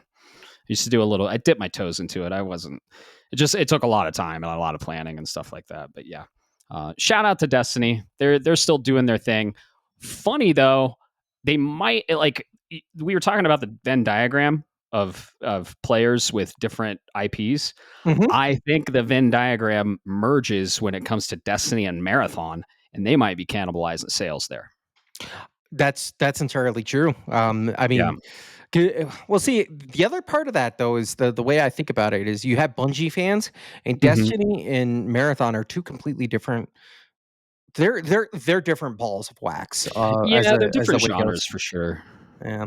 One appeals to that Borderlands, just looter shooter style of fun, and then of course naturally Marathon leans into that Tarkov hardcore realm. I'm curious to see where that, like you said, that Venn diagram and where it overlaps to see which Destiny players dip their toes into Marathon, Yeah. and I don't know, maybe Well, for all we know, one day we're going to have a Marathon esports league. yeah. Well, I think that's the way they're leaning. I think they want to get big, and uh, Sony or PlayStation owns a big part of the esports stuff, right? It escapes my mind what the name is, but Destiny also has Crucible, and Crucible is straight up PvP. So I think the Crucible players in Destiny are definitely interested in Marathon, and it'll be interesting to see how the sales kind of reflect if they're cannibalizing each other. What's it called for I'm looking. PlayStation? Okay, Yeah, there's I knew they PlayStation bought Tournament. they bought There's an esports thing. We'll look that up. But yeah, shout out to Destiny. They're still going strong. I'd say the most significant last news piece, and most significant, is huge for people that have been in the game for a while. Uh, Gears of War Reloaded has got a release date of August 26th. And here's the big thing, it's multi platform. It is coming to PS5. We are getting Gears of War 1 remade, reloaded on PlayStation 5. I'm going to be able to chainsaw fucking locusts as Marcus and Dom on PlayStation hardware. I'm still just kind of taken aback with this. And this is kind of like the potatoes of the meal, right? You got the three pieces of the meal. You got the meat, the potatoes, and the veggies, right? Horizon was the veggies. Gears is the potatoes. That meat's coming, and that's fucking Halo. Yes, sir. I'm telling you. So, for those that aren't out there familiar with Gears of War, this came out. Don't quote me on this, but this came out in the mid aughts. Yeah, something like that. I'll Yeah, look at. it started the third person genre of shooters with the duck and cover style. Think a la Uncharted type of gaming. Originally, it's been an Xbox exclusive this whole time. Originally, it was on the Xbox 360. Um, it was a very short game, but yet somehow became very beloved. I think it was the multiplayer, but that's just my speculation. And to see this game that is a one of the three pillar cornerstones of the Xbox gaming ecosystem making its way to PlayStation has me. I'm telling you right now, Matt, it has me salivating at the Hmm. mouth because the second we see Master Chief on that PlayStation with a PlayStation case, I am buying 3 copies. One Yep. one to keep sealed and never get rid of. The Oh other yeah, one for when I finally burn the other one to play, and then the backup for when I finally burn the disc out of the first one. that's a Because good plan. uh, Gears of War has been so I guess I should bring it to this. 2006, by the way. That's when it released. I was gonna say that, but I didn't want to put my foot in my mouth. Dang, I was right on the mark. It was Yep, late 2006, if I'm not mistaken, right? November 7th. Yep. Damn. Um, I was thinking Xbox October. 360. Yep. But yeah, absolutely, man. Me and Gears of War have a mixed history. It's a game that I played, and I went, "Wow, this is a really good demo." But I didn't have the multiplayer aspect when I played it. I was sitting in the deserts of the Great Middle East, so I didn't have that multiplayer experience that people did. So when I finished it, I just boated up the next dual player game, Army of Two. Shout out. To my buddy Nick Weatherby, if he's ever listening to in on this, huge shout out. We played those shit together out of that. So then after that, Gears of War kind of faded into the background. But I know you're a fan, right? So what do you think about this? Yeah. Just the first one. I am a big fan. I am perfectly fine with them drip feeding this series to us. I never played 4. I kind of, let's be honest, I grieved Gears of War when I when I went from Xbox to PlayStation primarily. I kind of put it to rest, just like Halo, and to see it coming back, and the screenshots look awesome. Uh, yeah, I'm a big fan of Gears of War. I'm perfectly fine with them drip feeding us one, and it's $40. It's $40. So there's 1, 2, 3, 4, and 5. 1 through 3 was on the 360. Those are the ones I played. 2, in my opinion, is my favorite, and is in my opinion is the best. But 1 is incredible too, and they're short, but they're roller coasters. And yeah, there's some slow sections where they put their finger up to the ear and they're talking in the headset. The sections when they're doing that, they're a little slow and you have to listen to them. But man, the combat, Cliff Bleszinski created this IP when he was back at Gearbox originally made this, right? I Not think so. Gearbox. No, Who was it the wasn't developer? Gearbox. Sorry. Yeah. Let me look. So Coalition makes it now. The original developer, it's a Gear something. Let's no, see, no, developers. The Coalition, Splash Damage. I don't Hmm. know. So I Yeah, would have to look. Cliff Bleszinski was the head of it. The Coalition. Oh, okay. So I see what you're saying. Yeah. Yeah, So yeah, yeah. it was the Coalition originally. So it was actually Epic Games is the first one I'm coming Epic. across. Yeah, and Epic People Can Games Fly. That's right. People Can Fly. and People Can Fly. Yep. Yep. Yeah, Not definitely, man. Gearbox. It's the gear throwing me off. Maybe that's why we fact check. But yeah, he said it's not a run and gun. It's a stop and pop. So it's more the enemies and the encounters are puzzles, and it's not as fast as you can shoot and as hectic as you can be. It's more get behind the cover, pop up, shoot, and get back behind cover. And the enemies are really spongy, but you have a chainsaw on the end of your gun, so you can run up and you can cut them in half if you want. And yeah, the Lancer is one of the iconic weapons of video games. But yeah, uh, it's coming out. It's going to be awesome. And yeah, they are. It's 4K, 60 frames, 120 in multiplayer. Uh, it's got HDR, Dolby Vision, all the good stuff. VRR supported, so that's cool.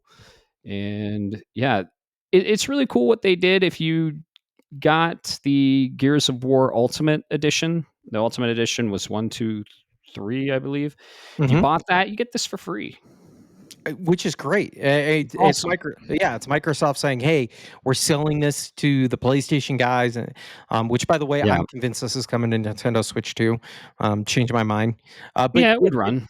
yeah, it would run. It's giving it out there, and Right. then Microsoft's giving a kickback and saying, "Hey, we understand you've been supporting us for this years. Here's the free upgrade." Like most upgrades are what $10 nowadays, which is, Yeah. I Yeah. mean, it's fair. PlayStation's doing the $10 upgrade. Yeah. Yeah, yeah, to get that free upgrade. But I do wanna say, um, I'm kinda disappointed. Yeah. You call it Gears of War Reloaded, Mhm. you could not do it as a something more, I don't know, aesthetically pleasing. Gears of War recogged, like Right. something in that nature. Recut. Recut, like Mm. there was opportunity, just like Super Yep. Switch. There was opportunity, and you just Oh, turned it. You just kicked it into the dirt. yeah, that's true. I'm just glad we didn't get Switch attach. Switch you. Yes. Oh God, Switch U. Yeah. Man, that is in less than a month, isn't it? Oh, dude, and Midnight release. oh Oh, yeah, and we'll I'm get there excited. someday. But I will tell you, I've been talking mad shit to my middle child, my son. Yeah. Yeah, just Oh yeah, Mario Kart. oh Yeah, yeah, you that got it. Mario Kart talking mad shit, just like it's Yeah. coming, boy. You better get ready to get your ass whooped by this old man. You gotta. Yeah, I'm excited for this Gears of War Reloaded. I'm gonna get it day one. Probably won't play it day one because it comes out in a very, very bad time. And yeah, it's it's coming out right before Metal Gear Solid Delta. And I'm sorry, the Kojima fanboys screaming, "There's no way I'm turning down Delta." It would have to be Mm-mm. Borderlands 4 moving up the release date before into that window, which they've already moved up, No. so we're not getting there. But Right. definitely, maybe maybe this time next year, you and I can be chopping down some Oh yeah. aliens with chainsaws together. Oh, dude, I would love to play some co-op. The co-op campaign's short, like you said. It's a roller coaster ride the whole time. Some of the most fun co-op I've played, not the best. The raids were the best co-op, but it's got really fun co-op. And they're just all around good games. I can't wait for them to release 2, 3, hopefully 4 and 5. I'd love to play 4 and 5. I haven't played them. They were on the Xbox One exclusively, and I'd love to see those come to the PlayStation ecosystem as well. There was also Judgment. We don't really talk about Judgment. I own Judgment. It did follow one of my favorite characters, though, Baird. It wasn't good, though. So I'd love to see it get remastered. They probably won't. I just want them. I want them to stick with the mainline titles. And yeah, I'm very excited for this Gears of War, and it's the next step for us to get Halo. I mean, dude, I think Halo's coming this year. Not getting announced this year, maybe released next year, but I think we might see Halo announced, and they might drip feed it. They might do Halo One remastered or remake, a Halo One remake, just like they're doing Gears of War. I don't blame them. Do it. Like drip feed us. I would pay full price for each one of these games.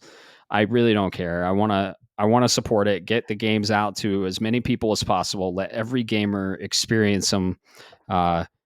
And if PlayStation starts doing this with first party IPs, which they probably won't, but that's cool too. Whatever. We're all gamers. Doesn't matter what plastic box we play on. Let everyone play the games.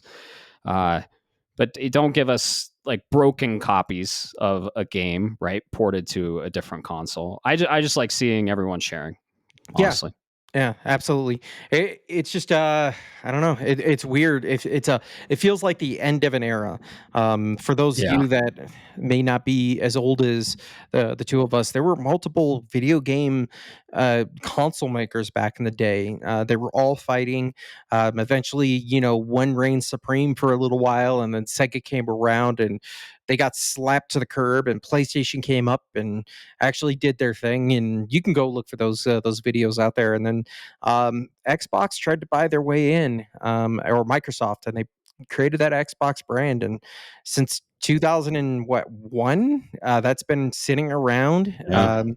And to see this now go down 20 something years later, where I'm not saying the ship is sinking. Don't get me wrong. Microsoft and Xbox studios are making hand over fist on this The stuff. first party ship is sinking. They're Yeah, becoming a third party dev, and they're going to be a great one. exactly. They're going to be an amazing one. Anything they release is going to have that Xbox Game Studios on there, even if it's on a Switch or PlayStation, or who knows enters else the market if there is oxygen in the room for that. But my goodness, just to see them go from that Xbox to the 360 meteoric climb when Yeah. PlayStation or Sony and Nintendo both kind of stumbled in a generation. I'm not going to lie. For a moment there, I thought Xbox was going to just take that momentum and shift it. And then they went and We all did. yeah, they went ahead and did the most Microsoft thing in the world, and they threw it all away. It's but They still, got at the end of greedy. the day, yeah, they got greedy. I'm looking forward to this, and absolutely, man, this will be a you and I playing. Maybe we can figure out a Awesome. way to do a stream let's play or some shit. Oh, I'll Because stream it. yeah, I have a Twitch channel. Maybe we could create a Shapes of Gaming Twitch channel. yeah, let's do it. Because between Yeah. this and Borderlands 4, I think we're definitely due to give the audience some fun. Oh yeah, absolutely. Yeah, maybe we'll create a Shapes of Gaming Twitch channel. I stream on my Twitch channel, twitch.tv/neocharge. I am a silent streamer. I'm not on camera. I don't have comments up. First of all, I don't care how any of you stream how you want. I love it. It's just different. I don't have anything on the screen. Sometimes I'll throw the comments up just so I can see them. Very rarely. I don't like shit coming on the screen while I'm gaming. But I want to basically just be the conduit for you and the art that I'm playing, and I want you to experience it with me. And I don't want to have commentary over it. I don't want to have anything over it. And I want you to just see the game how the developer intended. Again, people that stream and do it differently, awesome. Do your thing. It's amazing. I go on streams all the time. I love it. But that's just how I stream. So if you do see me streaming, hop on, watch the game. I probably won't see your comments. I probably won't say anything. And I'm probably either sucking at the game or just doing really well, because there's really no in between for me. I've watched you streaming, especially for Metroid Database, most recently. Shout out to them for the amazing content, and watching you try to manage between Metroidvania and reading through comments. Yeah. It's a skill. Not everybody has it, but who knows? Maybe we'll figure something out. Oh Tell you yeah. what, if the community wants to really see that happen, maybe we can set something up. Reach it, maybe we can put up a poll on the Discord or something, because Oh yeah. if there's community demand for it, I'll be more than happy to set some time for it.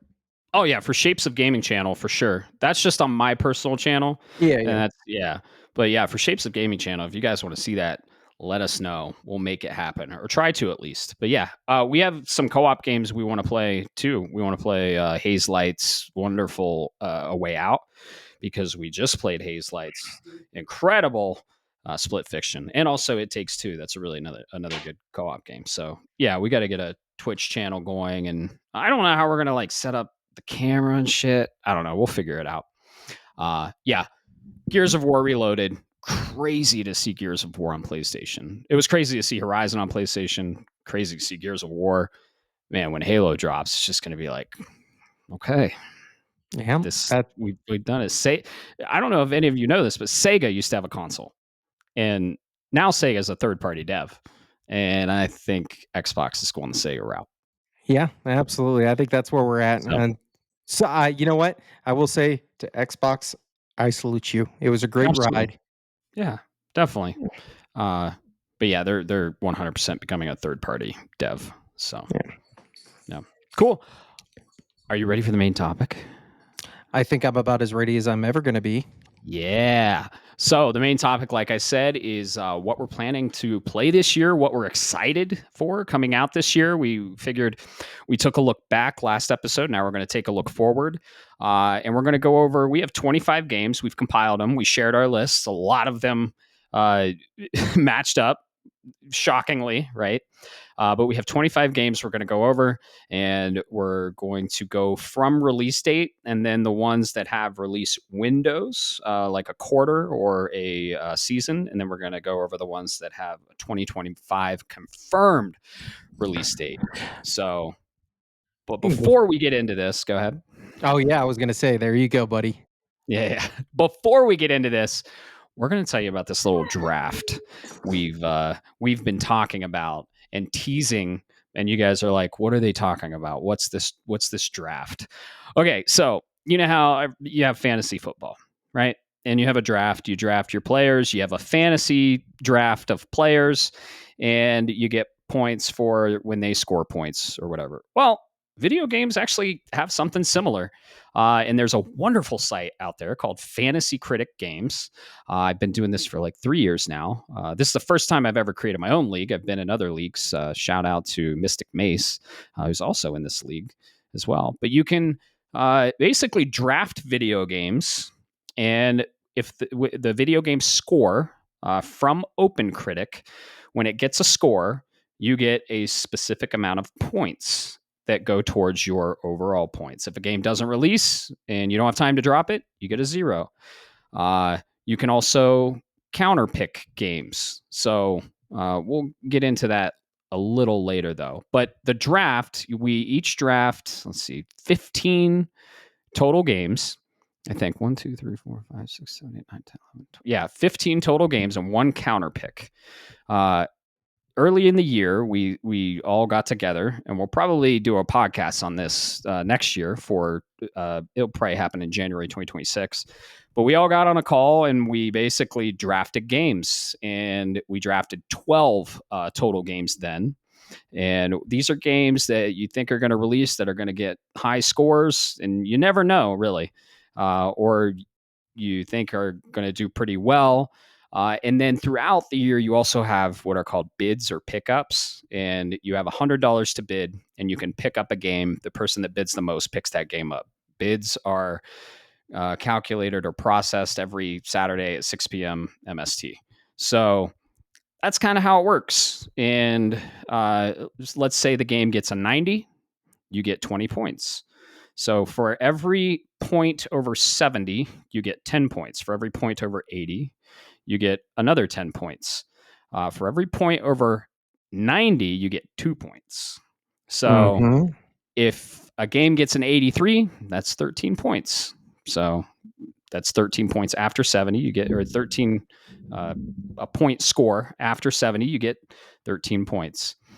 We have a total of 5 people in this draft. And we'll give them a shout out. So, by the way, this draft link I have put in the Discord, and I gave it its own little channel called the Fantasy Draft, and you can follow along. It's public. You can see what we've picked, what's going to be coming out, and you can follow along with us. Bob is, of course, in this draft, and yeah, we have 5 people. It's Admiral Merps, Fallen Wake, Solo, Leon Lionheart, that's you, and Neocharge, that's me. All these people are in the Discord, so their usernames are probably pretty similar to what those are on the draft. But yeah, every time we've been kind of talking about this draft, that's what we're talking about, the fantasy draft. So everyone has 15 games. The game that recently came out got a 92, and that's Clair Obscure, and yours truly picked that up. So I'm happy about that. And I'll let you talk about the next one. Yeah, absolutely. First off, I just want to say I got to tip my cap to you. Clair Obscure looked like it was going to be good, but hot damn, I didn't think it was going to get that good. I really didn't either. I was thinking maybe high 80s. I did not think it was going to crack 90. I was even thinking mid 80s, just because I was in love with it. And sometimes I will pick games that I'm in love with that might not get good critical acclaim, but I believe in them and I want them to succeed. And I kind of like try and manifest that shit, right? So yeah, that was surprising. And it was one of my earlier picks, I'd say, like my 4th pick of the season. Yeah, absolutely. You picked it up early on. I respect that. You made your call, and it was a good bet. But Planted my flag, my Expedition 33 flag, if you will. Well, I guess without further ado, shall we get started then, my friend? Well, yeah, let's talk about the next game. The next coming game up, and releasing in what? On the draft. On the draft. Because you have a specific game coming up that's probably going to do really well. That's what I'm getting at here. Yeah. So what are we, week out from launch? We are. Yeah. I remember drafting this and you getting a little sad because I snuck it right up from you, and that's the good old Doom of the Dark Ages is at the top of our list. It was on my list. Do we want to go over the drafts real quick of what we have, just super quick? or I mean, people can just click the link? yeah, Okay. let them click the link. Okay, yeah. Click the link. It's in Fantasy Draft. You can see what we've drafted. Yeah, I will say Doom is the next one on my list. And if you look at, you can see our strategies and definitely see Mhm. where things go. You can see where I probably shot myself in the foot on Oh. counterpick, but that's because I got more. That was me having an adult temper tantrum more than anything. uh, but Oh, yeah, man. man. I hope that doesn't bite you in the ass, but I also hope it bites you in the ass because I really want the game to do well. You know what? When I was looking at the games, I was like, man, that one will get delayed. And then GTA 6 gets delayed, and I'm like, well, Yeah, I didn't go over counterpicks. Counterpicks are the kind of the curveball. You can counterpick at the time of draft. You can counterpick a game from one other player in the league that you think you're betting against it, and you think is going to either not release or going to do bad. Best case scenario, you don't want it to release. They get a 0, and these counterpicks on your end, the one that you counterpicked, is positive points to you. So let's say you counterpicked Avowed and Avowed got an 80. That person that picked Avowed gets 10 points. The person that counterpicked Avowed gets negative 10 points. And it's yep. vice versa. Right. So you counterpick Borderlands 4. Yeah, I may have. But you know what? I will say we had a nice community group about or agreement where nobody wanted to counterpick Assassin's Creed Shadows. Right. um, Would you have? Because I mean, that probably would have bit you. Let's see. Assassin's Creed Shadows got 81. You'd get negative 81, yeah. 11. That's not great. Any negative double digits is not good. Yeah, and well, I'm about to eat a lot of negative Oh yeah, points, which we'll talk about. you're about to get a lot of positive points too. Yeah, Doom's gonna be yeah, great. yeah. But yeah, that's where we're at. Just for since you brought it up, the next couple of games that get released on the draft, you can go look at this. But the next 3 that are coming out are the Midnight Walk by Stats and Plats. Obviously, this one is coming up in our main topic is Doom: The Dark Ages, and then. The next one is another Stats and Plats of the Sea of Stars, Throes of the Watchmaker DLC. Um, but you can go on, you can look at them, you can see where we're currently at, you can see what the projected points are supposed to be. You can get a couple of laughs because you have your username and then you have your team name, if you will. Mhm.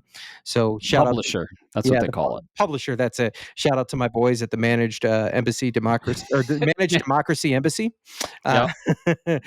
a little Helldivers 2 for you, but Oh yeah. yeah, those are what's coming up. Definitely go check it out, and maybe next year we'll do something, and maybe we can do a little community thing together. What do you think? Heck yeah. Yeah, I love it. We'll probably do a podcast on the next draft. Yeah, I think that would be great. So yeah, my publisher is Final Nova. Uh, for those of you Final Fantasy fans out there, you know that what that refers to. So Okay. Final Nova. It's kind of a play on Final Fantasy and Crystalla Finala Novus. Uh, it's the saying on Final Fantasy. I'm butchering it, so I'm gonna look it up. But Yeah. yeah, Final Nova is my publisher name. So yeah, the draft is fun. It goes on all year. It updates every week. So have a look, comment, laugh at us, cry with us. Who knows? But Yeah, yeah, that's the absolutely. draft, and all the games we're about to talk about are almost all in the draft. So Mhm. take it away. I'm gonna look up this Final Nova. Yeah, no worries.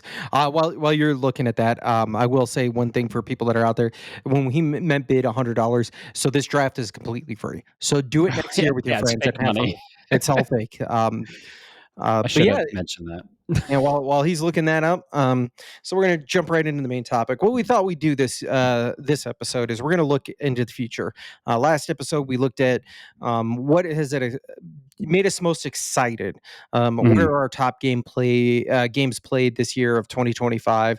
As I'm quietly starting to scream, it's the year of games. And we said, well, okay, we've got what's coming, or has passed, but what is coming? And it looks like you've got the set in release order, or at least confirmed release order, followed by what's in window. Yep. What we're looking at, some of this is back and forth. We had 25 games, and like you said, some of them matched up, some of them didn't. But without Yep. further ado, unless you got Before you something on that start, final Nova. yep, it is Fabula Nova Crystallis. I was close. You were getting there. Yeah, that's basically the phrase of Final Fantasy. Yeah. Every Final Fantasy deals with the crystal, Mm. and it means something in another language. But yeah, it's Fabula Nova Crystallis. So Final Nova is a play on that. Yep. Yep. Cool. Yeah, well, I'm glad you got that corrected because that was going to bother me until the end of the evening. Mhm. But Yeah. so we said about a week away. We're recording on May 7th, so by the time this hits your ears, we'll be 1 week out from id Software. Developed, being published by Bethesda, Doom: The Dark Ages.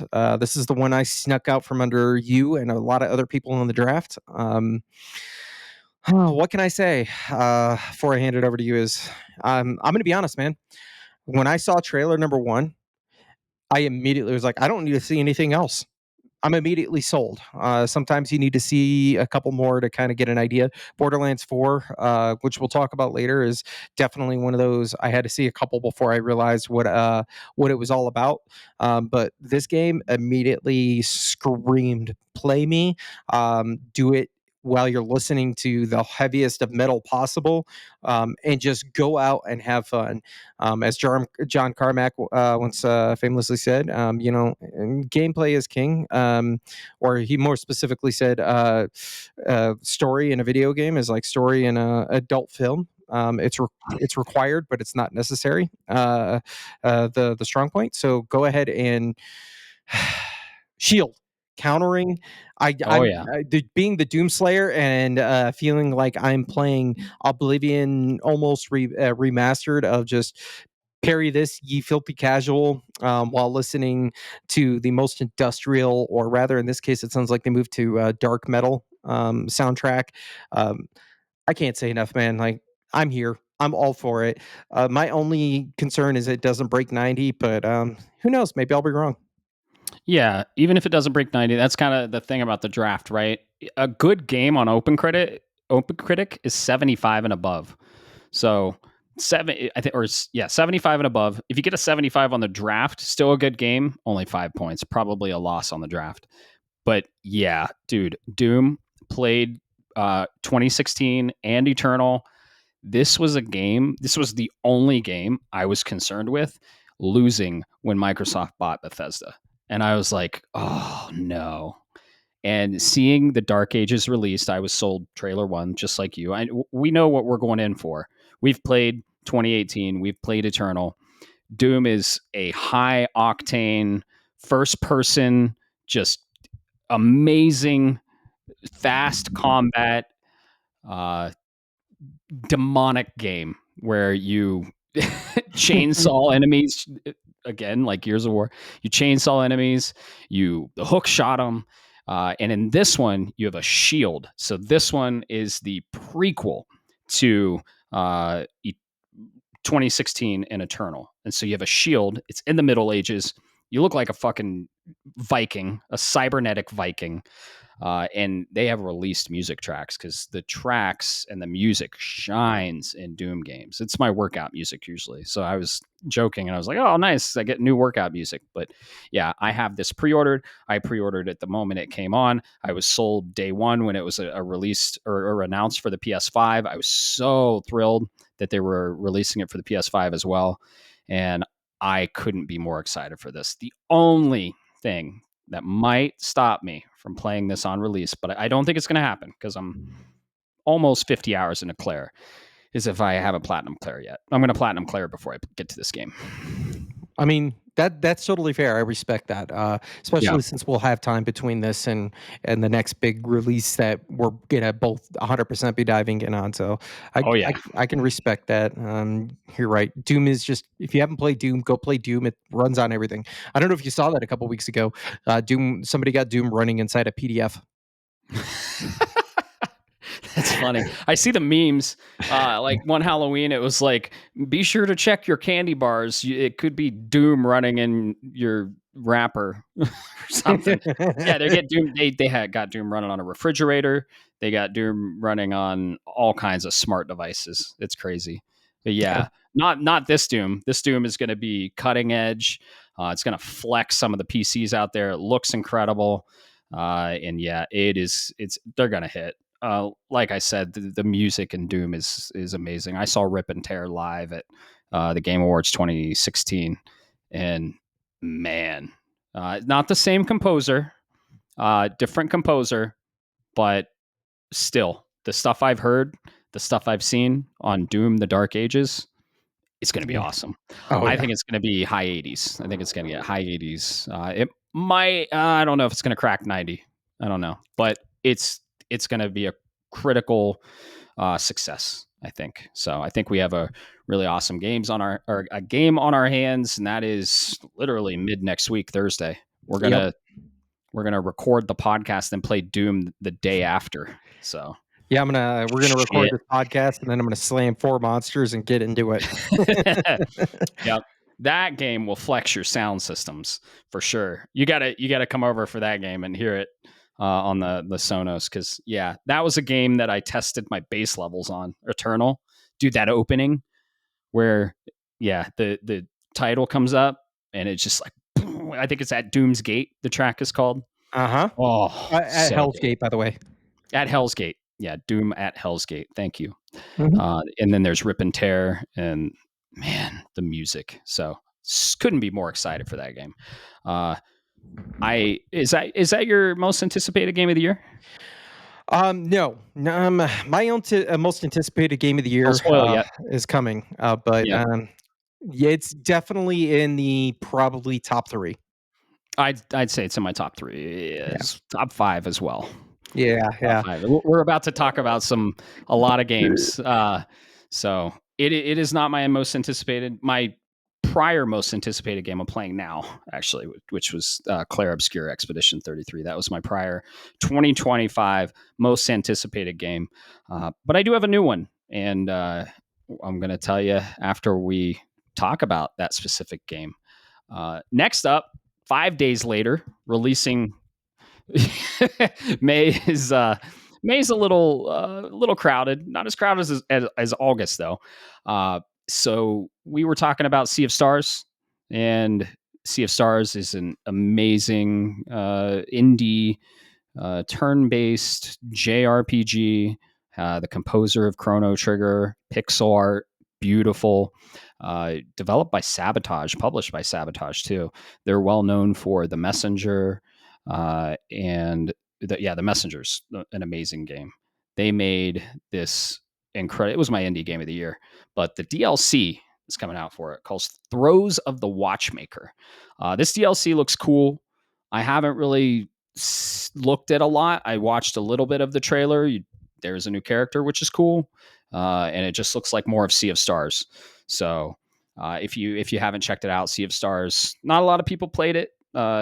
It was a success. It sold a lot of, I think, a good amount of copies, but it's an indie, right? So it doesn't get the limelight of the triple A's. But if you like turn-based RPGs with reaction-based combat, so think Mario RPG, Legend of the Seven Stars, think Paper Mario, where you button input increases your chances of blocking or dodging or increasing the attack. Kind of like a game I'm playing now, Clair Obscure. Thank you. I was about to say that. I was like, dude, you got one right in your face. But yeah. I know, and it's the best one I've ever played.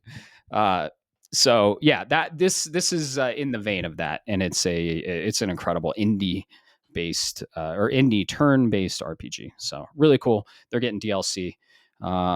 It's got new bosses. It looks really meaty. It looks like there's a lot of good content in this DLC. Have you seen it? I saw the initial trailer, and when I saw Sea of Stars DLC thrown at the Watchmaker, I went, okay, that's fine. Just give Yeah. me a release date so I can pre-order it. Yeah. Which, because if I'm not mistaken, this one is a paid DLC, correct? Yes. All right. I Well, believe so. Let me fact check that, and we're gonna get the price on that too. okay. Well, Actually, might be free. Let me all check. right. Well, if it's not free, I need to go ahead and send them a check in the mail, because this would be 100%. Even if I don't get a chance to play it because of the crowded month, it would definitely be something that I would pay for just to be able to support Sabotage. Um, yeah, I didn't play the Messenger, but I'm telling you, it's free. No, it is not. It's $35. Totally worth it. It's gonna be totally worth it. So 1,000%. $35. I mean, this is a game that, quite frankly, I love so much that when it came out to PlayStation Plus for free, I went and still bought a physical copy. So right. definitely go check it out. What can I say? It's Sea of Stars, man. Or hold on. I might have misspoken. Oh, The, I know they're 35 is a saying big game. Sea of Stars is $35. I do think this is free.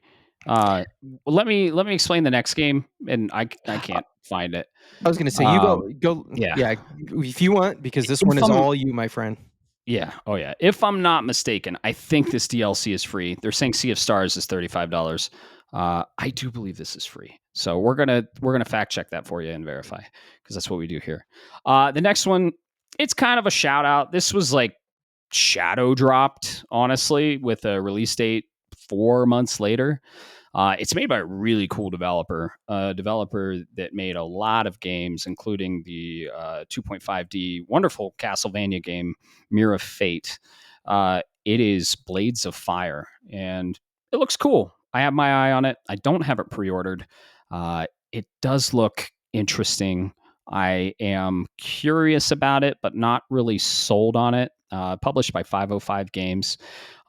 Third person over the shoulder action adventure, heavily relied on combat. And the cool thing is, when you're in combat, you can like aim for the head, and you can hit like triangle to aim for the head, or circle to aim for the midsection, or X to like do a sweep on the enemy. So that's kind of cool. That kind of caught my attention. It caught my eye, and he's like a demigod, and all of the iron in the world was stolen by the actual gods and goddesses, and he basically has Thor's hammer, and he can forge his own weapons and use those weapons against enemies. So again, I don't think this is going to do well. I don't think it's going to be reviewed well. Might get high 70s, maybe low 80s. It might crack 80, but I have my eye on it. My curiosity is piqued. It's a cool dev. It looks a lot like God of War, and I think the story's pretty cool. Like, all the iron in the world is gone. You can only use wood weapons, and he finds a way to forge weapons, and you forge the weapons how you want to fight. And there's like a forging mini game, kind of like Dragon Age or Dragon Quest: Echoes of an Elusive Age. Remember that? Mhm. So yeah, this game looks cool. I have high hopes for it, but I don't think it's going to do good. So we'll Y see. We'll see. y Yeah, I'm looking at it right now, published by 505. They're the guys who did, Dead by Daylight, Terraria. So they definitely got a knack for pulling some diamonds out of the rough. We could talk about Terraria all day long, but yeah, man, you never know. Maybe I'll get a chance to take a look at it because you picked us up on your, draft, right? I did. Uh, I think I dropped it. I don't Oh, remember. I'll have to please don't look. tell me that's number 3 for you. What number Number three? th that you dropped and then somebody else went Oh, and right, snagged for you. right. Yeah, fucking Xenoblade Chronicles I and Oblivion remake. Yeah, so the listeners out there, I take the blame for this. Matt here dropped Xenoblade Chronicles X, definitive or the remaster that came out, and I told him I'm not entirely sure because the original Xenoblade Chronicles, and then there's X, and then Xenoblade Chronicles 2 in that timeline. X is kind of like an MMO versus the JRP storage driven of the original and 2 and 3, and he dropped it. And I was like, okay, that's fine because it's an MMO. It's probably not going to be as well received. And then apparently Nintendo absolutely released a banger. And Got an you know what? 87. Got an 87. Solo And I Solo picked it up and got 17 points. and then you had Oblivion Remaster, dropped Yep. it. Well, I thought they were gonna announce it at the Xbox Dev Direct, and they didn't. And then they decided to fucking shadow drop it 2 days before Clair Obscure, which makes no sense. And yeah, Fallen Wake picked that up and got 12 points, which is not bad. Anything double points is not bad. I have a definitive answer for Sea of Stars and Throes of the Watchmaker. Oh yeah, It is please. 100% free. How can you not support this developer? They released Yes, a banger game that got put on exactly. PlayStation Plus, and then they still release a DLC, what, a year and a Free. half later for free? Yeah, they actually released another DLC for free. I think it was called like the Eclipse or the Solstice edition. They added a ton of quality of life stuff and a ton of new battle mechanics. Free, Mhm. Oh my free. goodness. Yeah, new enemies I believe were in there too. But yeah, Sea of Stars Throws the Watchmaker is going to have new locations, new enemies, and a new playable character. So that's going to be cool. Don't you want my money?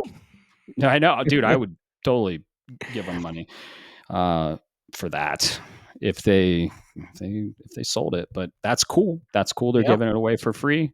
Good for them. I think they're kind of taking a stance on that all DLC should kind of be free because they printed the physical version and they said we're waiting to print the physical version before or after we have all the patches and everything done and all the like the quality of life stuff. I even think the solstice or the I don't know that the DLC they came out before is printed on the disc. They're like, we want to give you a disc that you can play. You don't have to download patches or anything like that. So I commend them for that. Yeah, absolutely. Yep. Uh, Yeah. So go ahead. I was gonna say, Blades of Fire. Unless you got anything else for that, we got our next game on this list. Yeah. Next game is kind of it comes with a big thing that month, and that's just on the next on the list, and that's the Switch 2 is releasing June 5th. Yeah. Switch 2. And speaking of giving money, Nintendo said, "Hey, you want to give us your money? Well, for an extra $50, we'll throw in a digital version of Mario Kart World that comes along with Mhm. that." And you and I both got it. Are you interested in playing it all? Yeah, I'll play it. I said on the last cast I wasn't a big fan of PvP. But I'm gonna fucking play Mario Kart, okay? I'm not gonna like dive into it and collect everything, but I'm gonna play Mario Kart on release. I got the bundle. I have the game. It's just gonna be hopefully I'll probably get a code in there or something and have to download it. But yeah, I mean it looks really cool. I think this Mario Kart's gonna be awesome, and I I'm looking forward to it. I'm not like, oh, another Mario Kart. Oh well. I'm just not gonna dive into it. I'm not gonna play it as much as most people do because just there's so many other games I want to play. That's all. I love Mario Kart. Yeah, absolutely. You're right. This is the dad's had a couple of beers on a Saturday night, and my son is up and playing around, and I'm like, "Shut up!" And here's a controller. We're gonna play. So absolutely. Plus, hey, you've been playing Mario Kart. Yeah, the original came out in '93. Don't You can fact check me on that, but yeah, just I don't know. It's a staple. You have to do it. It's part of it. I think of it as an initiation test into being a gamer.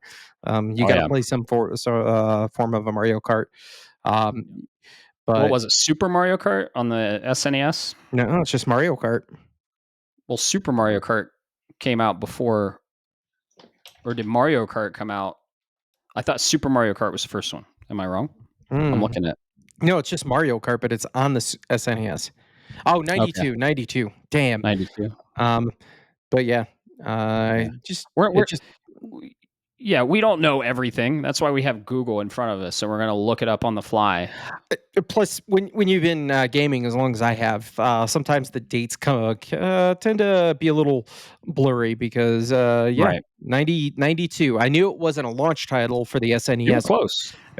so that's how I knew it wasn't in 91. But I thought it was a little bit later. But um, Hey man, you're the retro gaming encyclopedia. You were like 2 years off. That's impressive. I was about a year off. I was thinking 93, Yeah. which is good. According to this, it's September 1st of 92, Yep. which is great. But to get back to it, man, yeah, absolutely. We'll be playing this. Switch Yeah. 2, we'll be doing our midnight launch, and we'll have more to say when it gets closer to that Oh date. yeah. Yeah. We'll do a podcast probably right after, before, or no, we'll do it before the Switch launch, and then we'll do one the next week talking about our Switch 2 experience. So keep an eye out for that, because we both got one on launch, and I'm excited for it. I'm very excited for it. Yep. My only concern with that is it's on June 5th. Yeah. And our next game on the list comes Mm. out 3 days later. Yep. You see a trend here? Yeah. And unfortunately, this is another one that when Bethesda was purchased by Microsoft, you were worried about Doom. I was worried about this studio and everything they Oh. produce. And that's Obsidian, because The Outer Worlds 2 is coming. Obsidian is most notoriously known for being I don't want to say sub developer, but an outcasting studio. They've been under that Bethesda family for a long time, and they got their name really diving in and came into the limelight with Fallout New Vegas, which if you go onto Reddit, you only have to go through 2 posts before you finally see a debate between what's the best Fallout game of all time, and somebody's going to scream New Vegas from the top of the roof.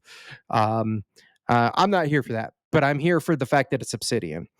The Outer Worlds 1 was a game that kind of almost it did go by me for at first. This was before the Microsoft acquisition. It was a game that was just in a crowded window, and then one day I finally said, "Oh, Obsidian, I know these guys." And let me go ahead and give this a shot. Let me see what this is. It is a first person think Fallout's Bethesda style game, except it takes place in at least the first one.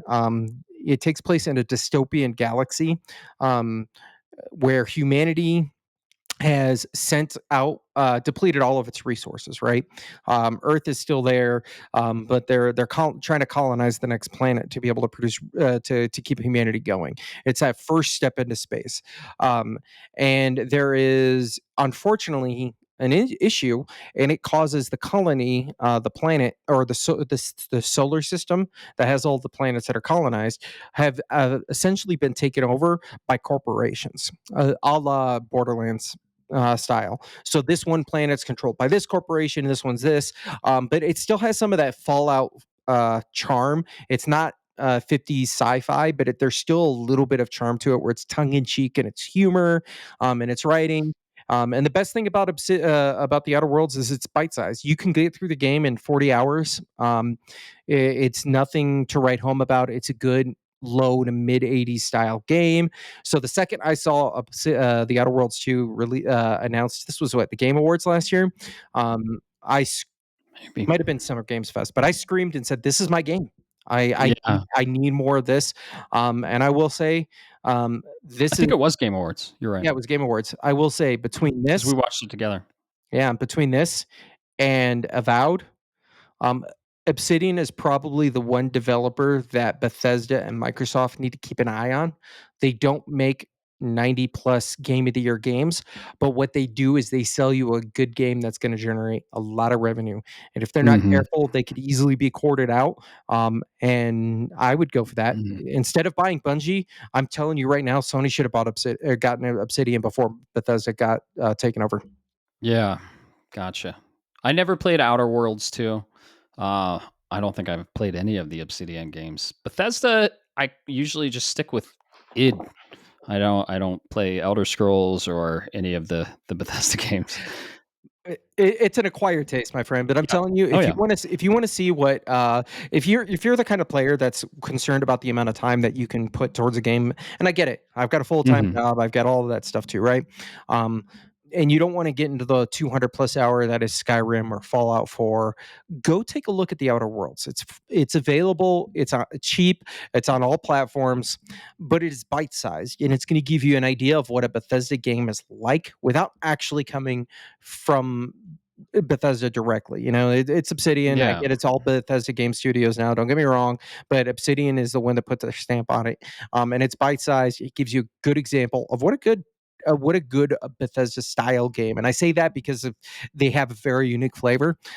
Check it out.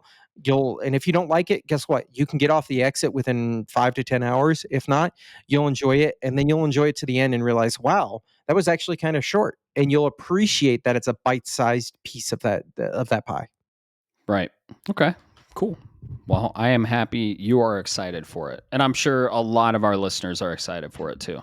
So that one is definitely one that we didn't sync up with. That one wasn't on my That was list. one of them, yeah. Yeah. So one of the few. The next one, though, we synced up with it real heavily. And because you recently played the original, and that is the PlayStation published, developed by Kojima Productions, the wonderful Death Stranding 2. And that is coming out June 26th. So another June game. Uh, Man, what can I say about Death Stranding? The trailer I would say recently got the most recent trailer with the Wood Kid, and it was 10 minutes, but it was just incredible, and everything they showed, mind blowing. The original Death Stranding. I'll let you talk about the original Death Stranding, but Kojima's a genius, and I couldn't be more excited for this game. When I was talking about my most anticipated game of the year, this one is not my most anticipated game of the year, but close. It's in my top 3. Oh yeah, absolutely. It's actually probably see yeah, this is probably number 2. I'm not gonna lie. Yeah, Doom is so I've got 4, and I gotta say Death Stranding's number 2. Number 1 we'll get to. nice. But between the next 2, it would have been Doom and another game we're gonna bring up later. But yeah, you're right. Yeah. This game is How would you define Death Stranding, Bob? what's that?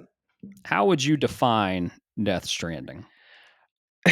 So Death Stranding, and I think I said this on the last episode. Okay, I went. Listen closely, listeners. Okay, if you're driving, I want you to pull over right now, and I want you to understand something about Death Stranding. Death Stranding is and fundamentally will always be a walking simulator from a gameplay standpoint. Okay, you got that? Now I want you to understand something else. It has been developed by Kojima Productions, the mastermind of some of the most seminal games that have not been produced by Nintendo. Um, it is a walking simulator, but with a story that is so deep and so rich. You will be trying to put together different pieces of dialogue, gameplay, visuals, sounds, everything, and you'll start theory crafting in your head. All right, you'll start thinking. You'll get 5 hours into the game, and you'll go, "Man, I think this is referring to this. This is happening because of this." And then you'll get 10 hours in and you realize you were wrong. But then you'll start to theory craft more because you're just curious. It's got you. You're like, there's something. It's like that itch you can't scratch. It's almost there, but you got to figure it out. And then eventually you'll realize you just spent 60 hours in this world or 80 hours in this world. And then you'll get to the end and you roll credits. And then you'll be like me. You can't stop thinking about it. It's still there. It's like chasing that addiction. I remember telling you, Matt, at the end, and I'm not going to get into spoilers, but I remember finishing the game and then 2 days later sitting in the shower and having an epiphany and going, holy crap, I think X is this. I think this is this. And here's my supporting evidence as to why. And then you start, it's the old lunch table conversations you would have about stuff, about I think this is why this and this. It generates that imagination. Death Stranding is a game, but only in the most bare bones elements because it's an experience ultimately. And that's why I think Death Stranding 2 is probably my number 2 anticipated game of the year.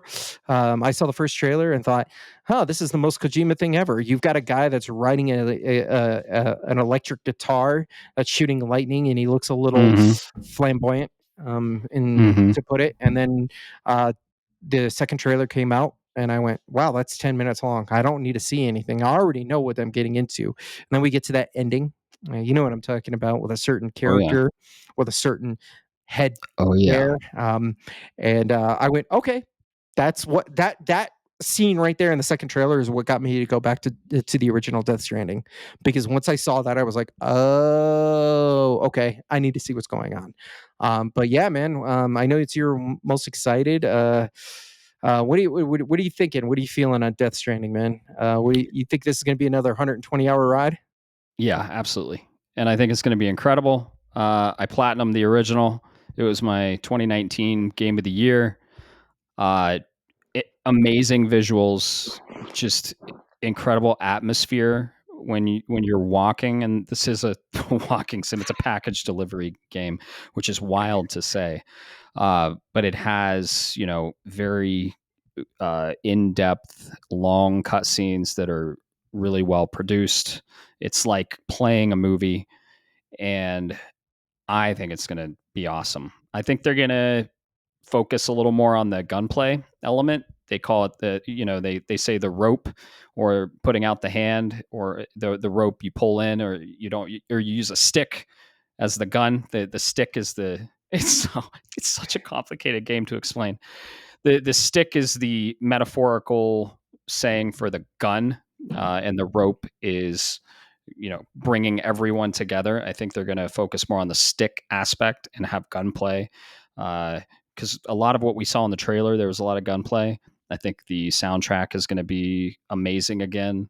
Low Roar did most of the soundtrack for the last one, and Woodkid is doing most of the soundtrack for this one. If you have 10 minutes to spare, go look at the most recent trailer. I watched it and I thought about it for 3 days, and then I watched it again, and I just couldn't. That song is stuck in my head still. And like you said, it's a game. Kind of, I think Clair Obscur is kind of like this too, where you play it, and you're like, okay, cool, it's a really good game. But then when you step away and you're just in, let's call it real life, and you're in the shower or something, and you're thinking back on the game, that's where this game shines. And Claire's doing the same thing to me. I'm like, oh, oh, I can't even tell you why I like Claire more because of the elements it has. I can't even say that because it's a big spoiler. Yeah, Death Stranding. When I you're a huge Kojima fan. Metal Gear is one of your favorite games of all time. When I heard you have not played this game, I was like, Bob, I want you to stop everything you're fucking doing right now, and I need you to play this game. And you listened, and I am very glad you did, and I think you're very glad you did too. Yep, it's all one hand washes the other. Yep. Yeah, absolutely, man. I could go on all day about this. Yeah. But if you haven't played Death Stranding, go ahead and do it. You've got until June Yeah. 26th. If you do like me and you golden path it, you can do it in about 40 hours. Comfortably, because there is a community aspect to it, and it'll make the game easier, versus being a Pathfinder, if you will. So definitely go check Kojima it out. created his own genre. He calls it the Strand genre. And you can go experience that. We're not going to tell you about it. Just go play the game. That's all. It's incredible. Just play the game. It's amazing. I have another person going through it. Chance, shout out to him. He's playing the game too. He's going through it currently right now. So hopefully we can talk more about it, and and hear what he has to say on it. But I love when people play it and they're like, "So wait, this and this," and I'm like, "Uh huh." And they're like, "But why is this?" And I'm like, "I don't know. I still don't know. But it's awesome, isn't it?" So go play that game. Death Stranding 2 on the beach, June 26th. Couldn't be more excited for it. It's going to be awesome. We can rapid fire these next ones, kind of. I don't know. Yeah. Yeah. So that's June. We're going into July. July 11th, we're getting Tony Hawk Pro Skater 3 and 4 remakes. The 1 and 2 remakes were awesome. I've always been a big fan of Tony Hawk Pro Skater. I skated for 4.5 years. If you grew up in the 90s, high school in the early 2000s, it was all about that skate culture and Bam Margera and Tony Hawk. I cannot wait for them to make Tony Hawk's Underground. But yeah, 3 and 4 were probably heralded to be the 3 was probably the best in the series, and then 4 was second best. They just kept getting better and better. And this is being remade by Iron Galaxy, published again by Activision. So that's going to be cool. I have mine pre-ordered. I have the one pre-order where you get the skate deck. You get an actual Tony Hawk skate deck, which I was like, yeah, why not? That's cool. So yeah, July 11th, Tony Hawk Pro Skater. I'm probably not going to play it on release because you know what I'm going to be playing all of July. Everyone does. Yep, absolutely. Yeah.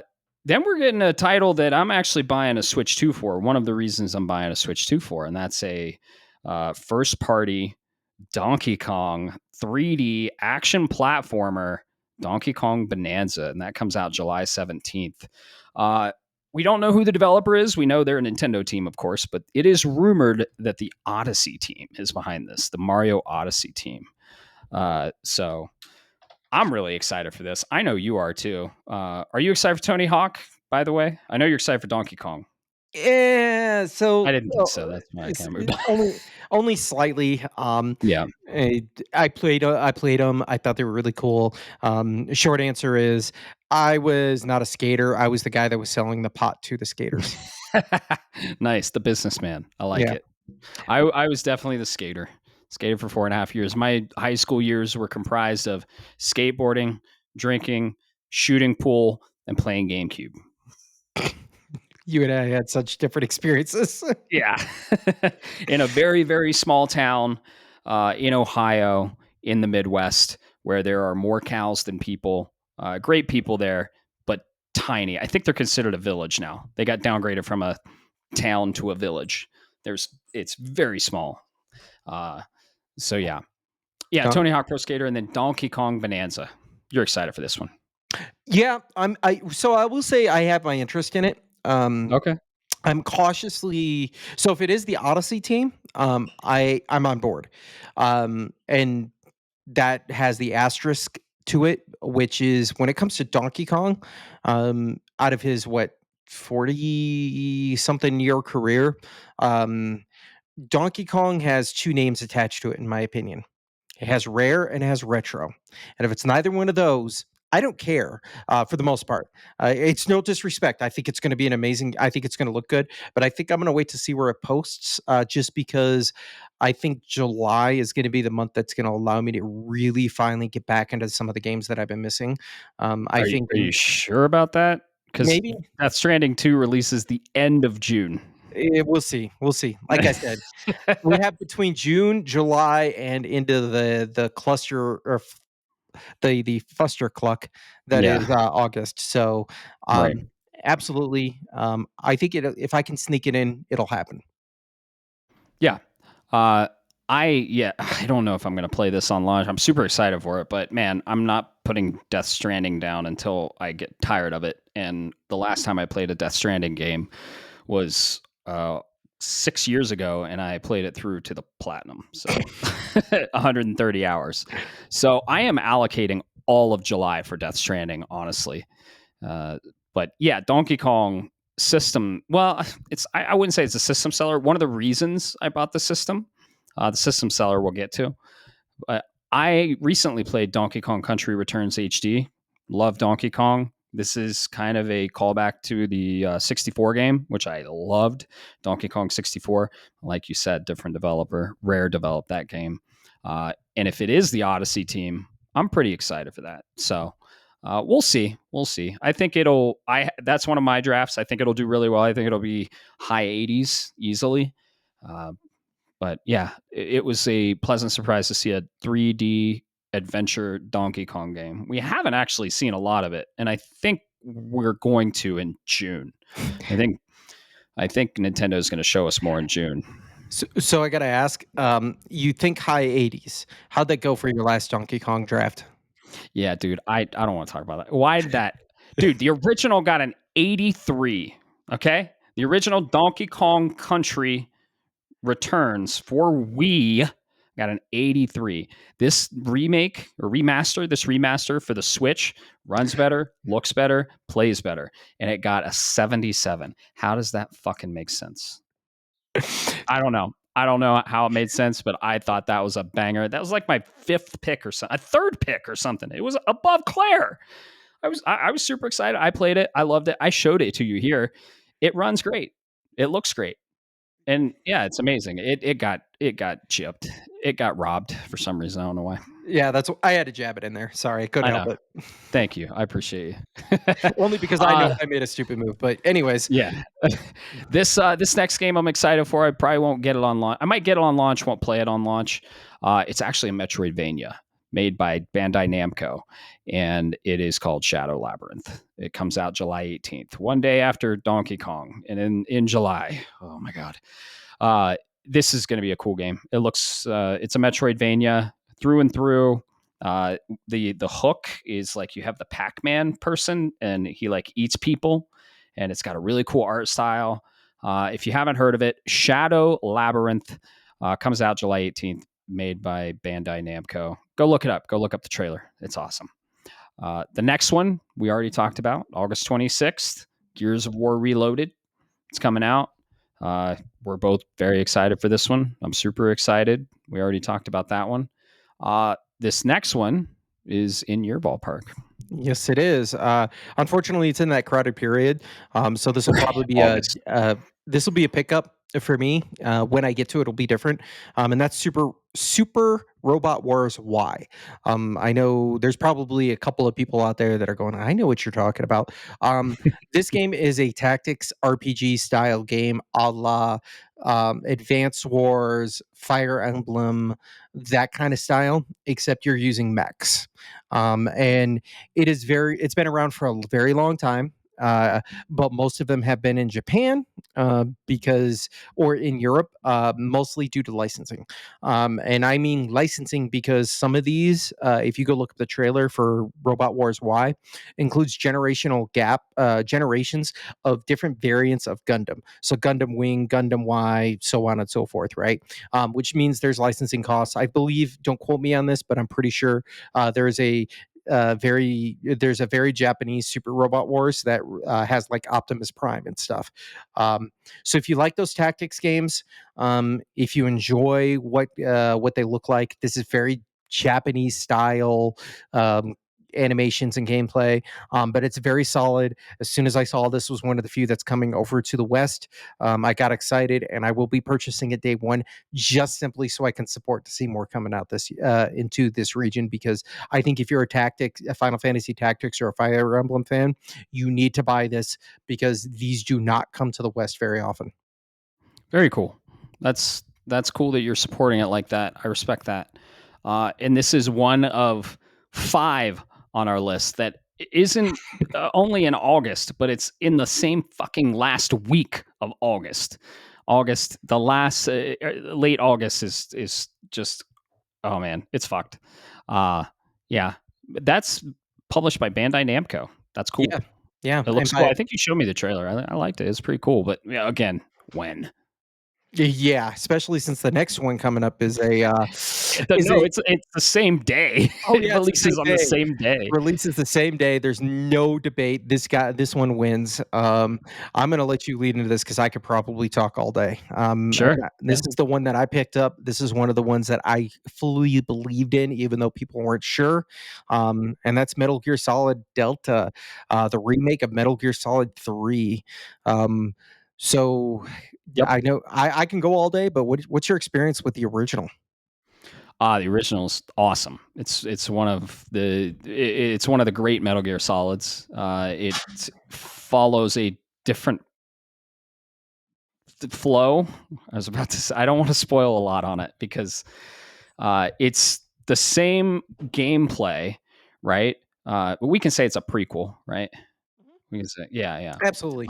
Yeah, it's a prequel to Metal Gear Solid or Metal Gear. Isn't it a prequel to Metal Gear? All right. So here's my nerd hat, right? Yeah. So Metal Gear Solid 3 is a prequel to Metal Gear Mhm. that then goes into Metal Gear 2, but Yep. Metal Gear Solid is a reimagining of Metal Gear. Right. So just Kojima. Okay. Yeah. Yeah. Kojima originally made this under Konami, and now the same remake studio that made Oblivion, right, Yes, that is correct. is making Metal Gear Solid Delta Snake Eater. What gets me excited about this, right? Metal Gear Solid 3 wasn't my favorite of the Metal Gear Solids, but Delta is the Greek symbol for the number 4. Okay. And if they're going in chronological order of all 4 Metal Gear Solids, the good ones at least, then this one is the first one. So, dude, if we get a legit remake in the vein of Twin Snakes next for the Delta series, oh, but yeah, Snake Eater's awesome. They go into like camouflage, and you can hide from enemies by changing your camouflage to make you look like your surroundings. It's Metal Gear Solid at its finest, following Big Boss. So, Yeah, absolutely. Big Boss is that this is the Big Boss storyline. If you've ever played the original Metal Gear Solid, they yep, mention him a lot. This is his whole point. I don't want to belabor too much because there right, are probably too many people that know about Metal Gear Solid, but it is stealth action gameplay. espionage. Espionage is actually the tagline. Yeah, These are games where you're going through and you're stealthily invading little areas of an enemy base, and then from there, these games are like Death Stranding. There are experiences. So hmm, you're going to see a golden path, and you can get through, and you're like, oh wow, that was fun. But if you actually stop and smell the roses and look at the small details, you'll realize that when you go, hey, I wonder if I can do X and what will happen.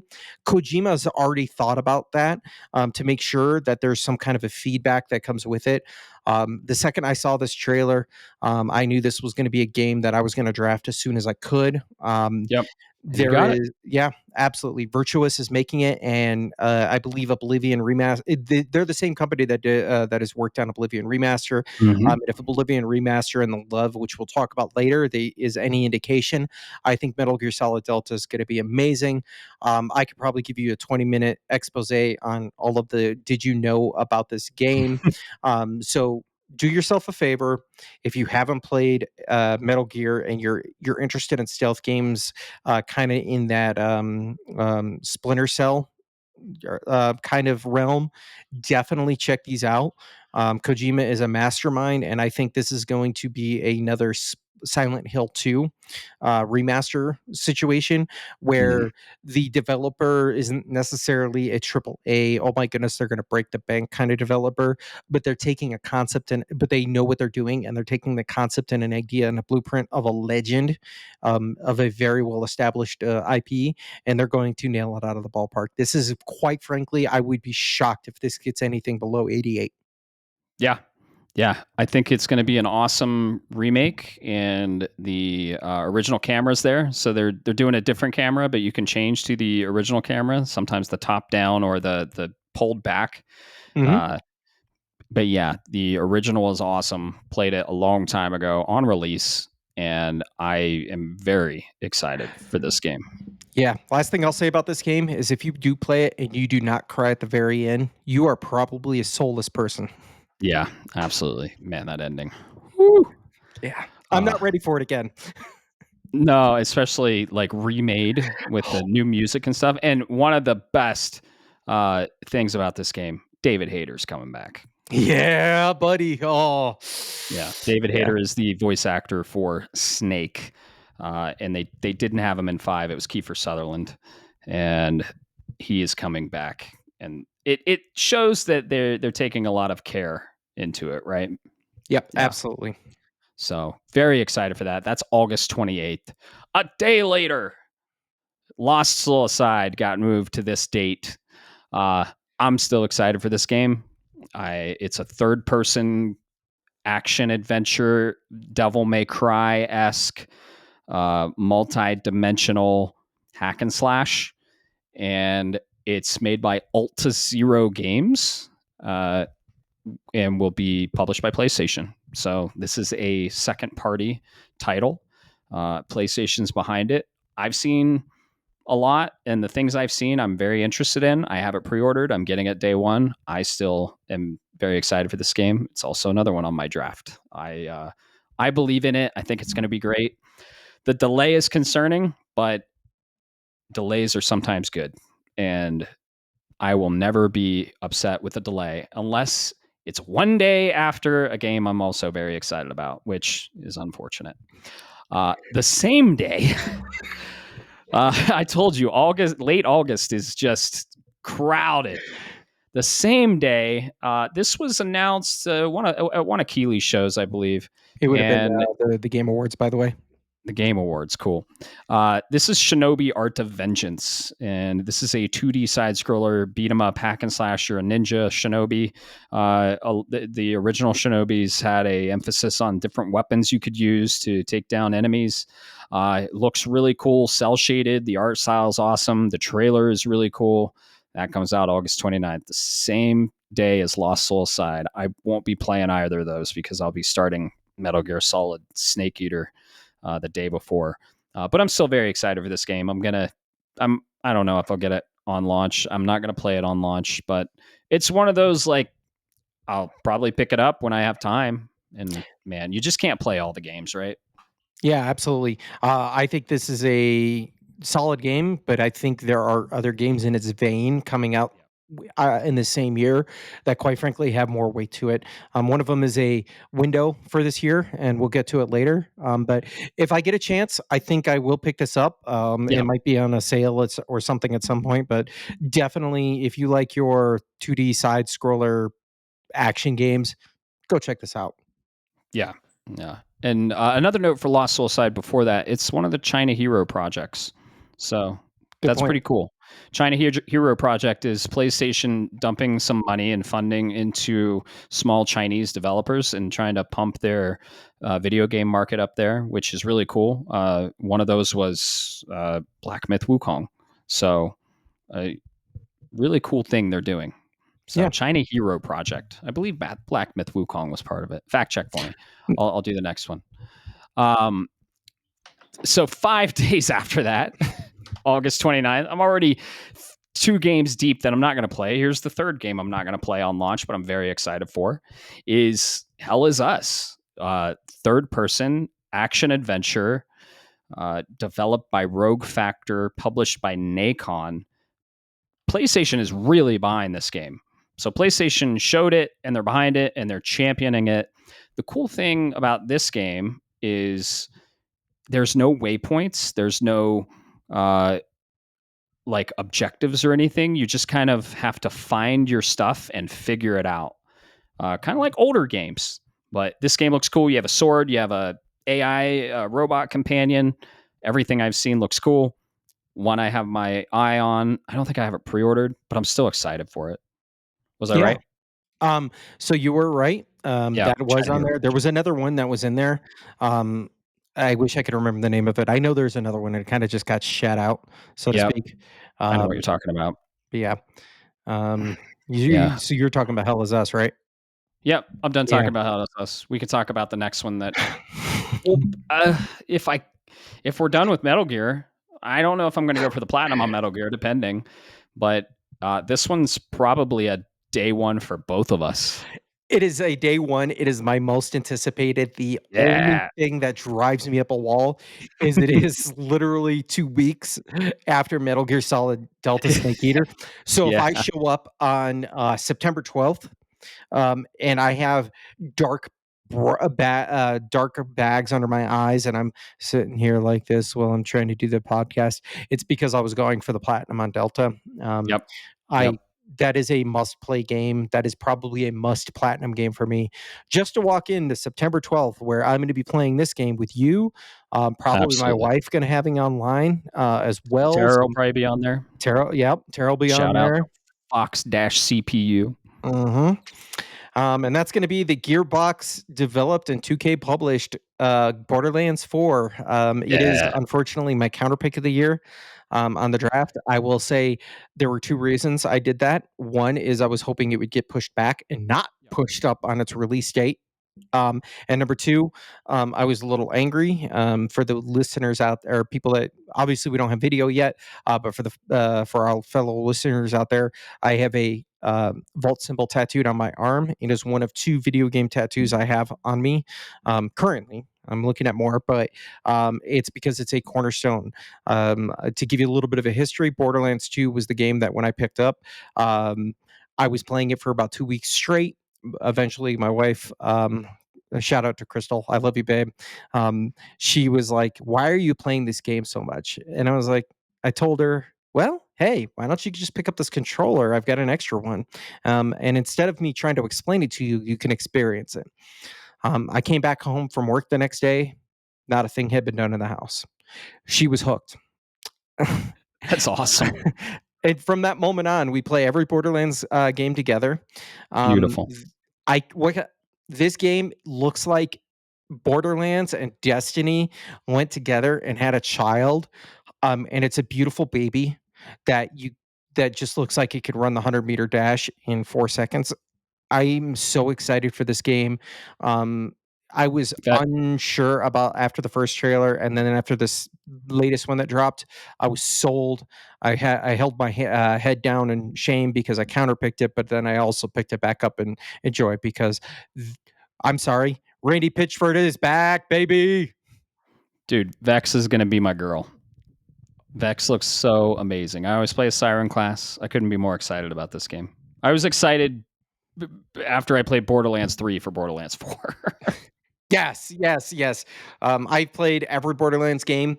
Oh I yeah. have, in some capacity, done a complete platinum or achievement hunt or something on all of the Borderlands games. Um, these Borderlands is one of those pillar stone games. This is Heck my yeah. most anticipated of the year. I could go on and on. Um, I'm just hoping for another Gunzerker style class. Oh yeah. I think we might get it. Maybe. It's funny that this is your most anticipated game of the year because it is not the one I am most anticipated for. We're getting there. Yeah. But I couldn't be more excited for it. Borderlands 4, September 12th. I'll probably stream it. But yeah, Gearbox 2K, amazing. This next game, though, it is 100% still not my most anticipated game of the year, but I'm very excited for it. Another PlayStation published, a sequel to my game of the year. That year, I believe, was 2020, and that's Ghost of Yotei, the sequel to Ghosts of Tsushima. That comes out October 12th. So a good amount of time between, or you fact check that year, Yeah. a good amount of time between. It came out 2020, didn't it? Yep. With Last of Us Part 2. Yes, I did. Yeah. So October 12th, Ghosts of Yotei, and that is Sucker Punch developed, PlayStation published. This game's going to be another amazing Japanese title. You play as a female character this time. Her name escapes me right now. You play in a different area. You have a wolf companion, which is awesome. It's a revenge story. You're hunting down 6 assassins that killed your parents. Sounds familiar, I know, right? But Sucker Punch, dude, this game's going to get high 80s, 90s probably. Sucker Punch is going to knock it out of the park. They're known for Infamous. They're known for a lot of really good games, including the original, which was Ghost of Tsushima. I loved that game. This game's going to be awesome. You're pretty excited for this one too, right? Yeah, absolutely. This isn't in the, "Oh my gosh, I gotta do this right away," especially with the I mean, we'll see how it's looking, but this might be a day one depending on the rest of the year. You're right, Sucker Punch, notoriously with Sly Cooper, Yep. which started it, and, I played Sly Cooper, the original Platinum bit recently, and I apologize, Sucker Punch. I didn't know what your game was all about, but I did play Ghost of Tsushima in 2020 with you when everybody was hyping up Last of Us Part 2. I looked at him and said, did you play Ghost of Tsushima?" Um, this is a game. Ghost of Yotai and Ghost of Tsushima is what Assassin's Creed Shadows wish it could Yes. be. I Yeah. no disrespect. I think as AC Shadows is a good Ubisoft game, but I don't think it is a great samurai feudal Japan game. The environmental storytelling that took place in the first one is exactly why I fell in love with it. Um, there is zero reason for me to doubt Sucker Punch. Ghost of Yote is just going to end up being another one of those games that I'm going to have to. I'm eating too good. Yeah. This year Oh yeah. is the problem. So yeah, absolutely. Sucker Punch, please keep them coming. Yep. I'm so excited for this. Awesome. Yeah, you said it best. It was the Japanese Assassin's Creed game we wanted, and then Ubisoft released theirs. But Ghost of Tsushima was so much better. It was such a better assassin game. Well, I haven't played Shadows yet, but I have heard, and I played. I don't think they're going to top Ghost of Tsushima because, yeah. But I haven't played Shadows yet. I want to. Oh God, Ghost of Tsushima was amazing.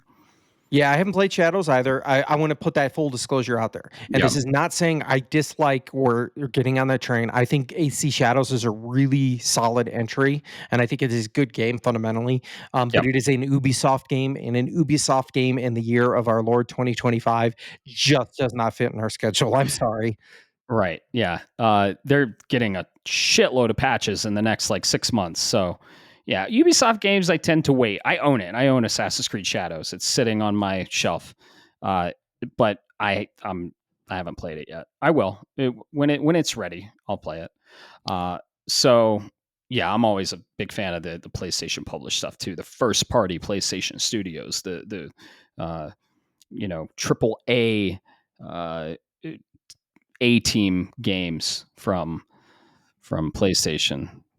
So yeah, you got Sucker Punch, you got Naughty Dog, Sony Santa Monica, all the big ones, all the first party uh, developers, and this is one of them. So PlayStation usually releases one or maybe even two a year, first party, and I think it's going to be start being one. And this is their first party game they're releasing. So Yeah. for the year. If I may, I will say, anybody that's any of our listeners that really pays attention to the conversation going on with the game development about Sony not having a lot of first party stuff, and we could go on about that, right? And their failed attempts at live service games. I think the PlayStation 5 is going to do what the PlayStation 4 did in the second half of it's going to be a knockout. Heck yeah. And when it comes to what Sucker Punch is doing right now, PlayStation first party games are absolutely a no stop going to be a hit. Their second and third party helps sustain them in a way till you get the first party games. And I think Sucker Punch is going to. I'm telling you, I will put it on the podcast right now. If Ghost of Yote blows up and is a absolute bomb, I will absolutely be more than happy to eat crow. But I'm It telling you, won't. there's no chance Ghost of Yote will. Yeah, it's And going to which be a is funny. banger. Yeah, which is funny because I think it's the last one on our actual released list, if I'm not Yeah. mistaken. Yeah, it's going to be a Game of the Year nomination. Oh yeah, Ghost of 100%. Yote is going to be incredible. But yeah, that is the last in our list that have actual release dates. We have 4 in the release windows category. This is if the developer is like, yeah, it comes out in Q2 2025 or summer or fall. And the first 2 are DLC. So the first one we have is Q2 2025. That's around late spring, summer. And this is DLC for a very small indie pixel art turn-based JRPG in the vein of like Final Fantasy VI, and it's called Chained Echoes. And this DLC is called Chained Echoes: Ashes of Elrond. Uh, Incredible little game. You played it. I played it. I think I recommended it to you, right? Yeah, absolutely. You Yeah. recommended it to me. I Yeah. take it away, man, because I could go for days on Yeah. this one. Oh yeah. Yeah. No, it's awesome. I'll touch briefly on it, but yeah, it's gorgeous pixel art, turn based, like a huge grand adventure. And here's the little twist in there. There's mechs, and you play as the mechs, and there's turn-based combat with the mechs. It's got a really cool story. It's made by one guy, and his developer is called Umami Tiger. It's made by Matthias Linda, published by Deck 13. So Chained Echoes, if you haven't checked it out, please go check it out. It is time intensive, and it's a turn-based RPG. Awesome party members, incredible story. I'd say in the vein of Final Fantasy, not on the caliber of Final Fantasy, but in the vein of Final Fantasy VI. Yeah, I would agree. It is within that vein. For those that are rolling their eyes about turn-based games, first off, go play Clair Expedition 33, and then we'll Yeah, talk. please. Yeah, Um, exactly. Secondly, this is not a grindy, ooh, I got an extra level so I get bigger numbers game. This is a game where you get your health, your MP, your resources back at the end of battle. So it is a turn-based game where it's not a grind. It's a turn-based game where it's more of a puzzle per battle. You have to try to figure out, all right, what's the most efficient way to do this? How can I get through this?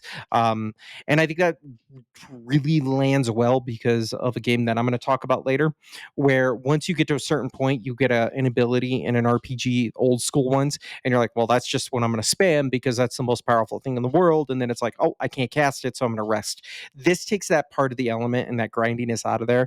And I think the storytelling and the art is a great complement to the uniqueness of what makes this a great turn-based RPG. Yeah, I agree. I loved every second of it. I got the physical copy. They were super limited from a I think it was premium or no, First Press Games. First Press Games printed this. You can't get it physical unless you go through them.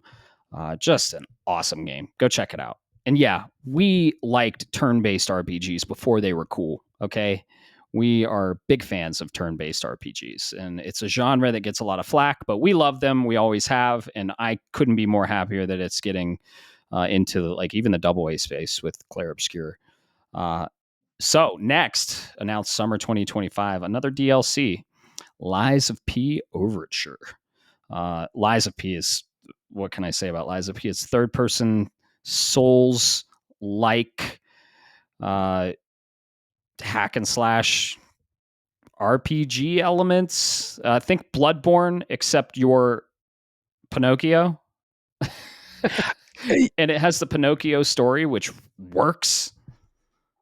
Yeah, if I'm correct me if I'm wrong, but I'm pretty sure I recommended this one to you. I think This so. is Yeah. yeah, Yeah. this is a this is the Bloodborne that we never got. Yeah. It is a Souls-like in true form, medieval Gothic kind of vibes and atmosphere. But like you said, with the story of Pinocchio, and I'm not talking about the Disney version of Pinocchio. I'm talking about the old school. You didn't know about this when it came to Pinocchio because the original story is very dark, but they put a Oh, it's super twist dark. on it. Um, Definitely. If you like the Soul, if you're a Souls fan, you probably heard of this. If you're not sure about Souls games, I think this is a good game to dip your toes in. And I mean that because a lot of Souls light and Souls like games try to copy the formula, but they try to crank up the difficulty 11 or they try to Mm-hmm. do something too cutesy. This one just stays true to the formula, but keeps you entertained the entire time. The DLC, as soon as I saw this, I went, well, there's another DLC. Oh, Yep. look, it's in 2025. Yay. Well, when am I going to Right. get to it? It will be a day one pickup for me, simply because I think Round 8 and NeoWiz together just made a great pairing, and they made a beautiful Souls-like baby. So it'll be a day one pickup. It's just a matter of when I can get to it. Yeah. The game is very hard, especially on New Game Plus. I love this game so much. I played it 3 times in a row. I got the platinum. The last boss is one of the hardest last bosses I've ever fought, or should I say, kind of secret boss. You have to go through. You have to pick the right choices. It's kind of a choice based game. You can lie or tell the truth, kind of like Pinocchio. Yeah, it's developed by Round 8 Studio, published by NeoWiz.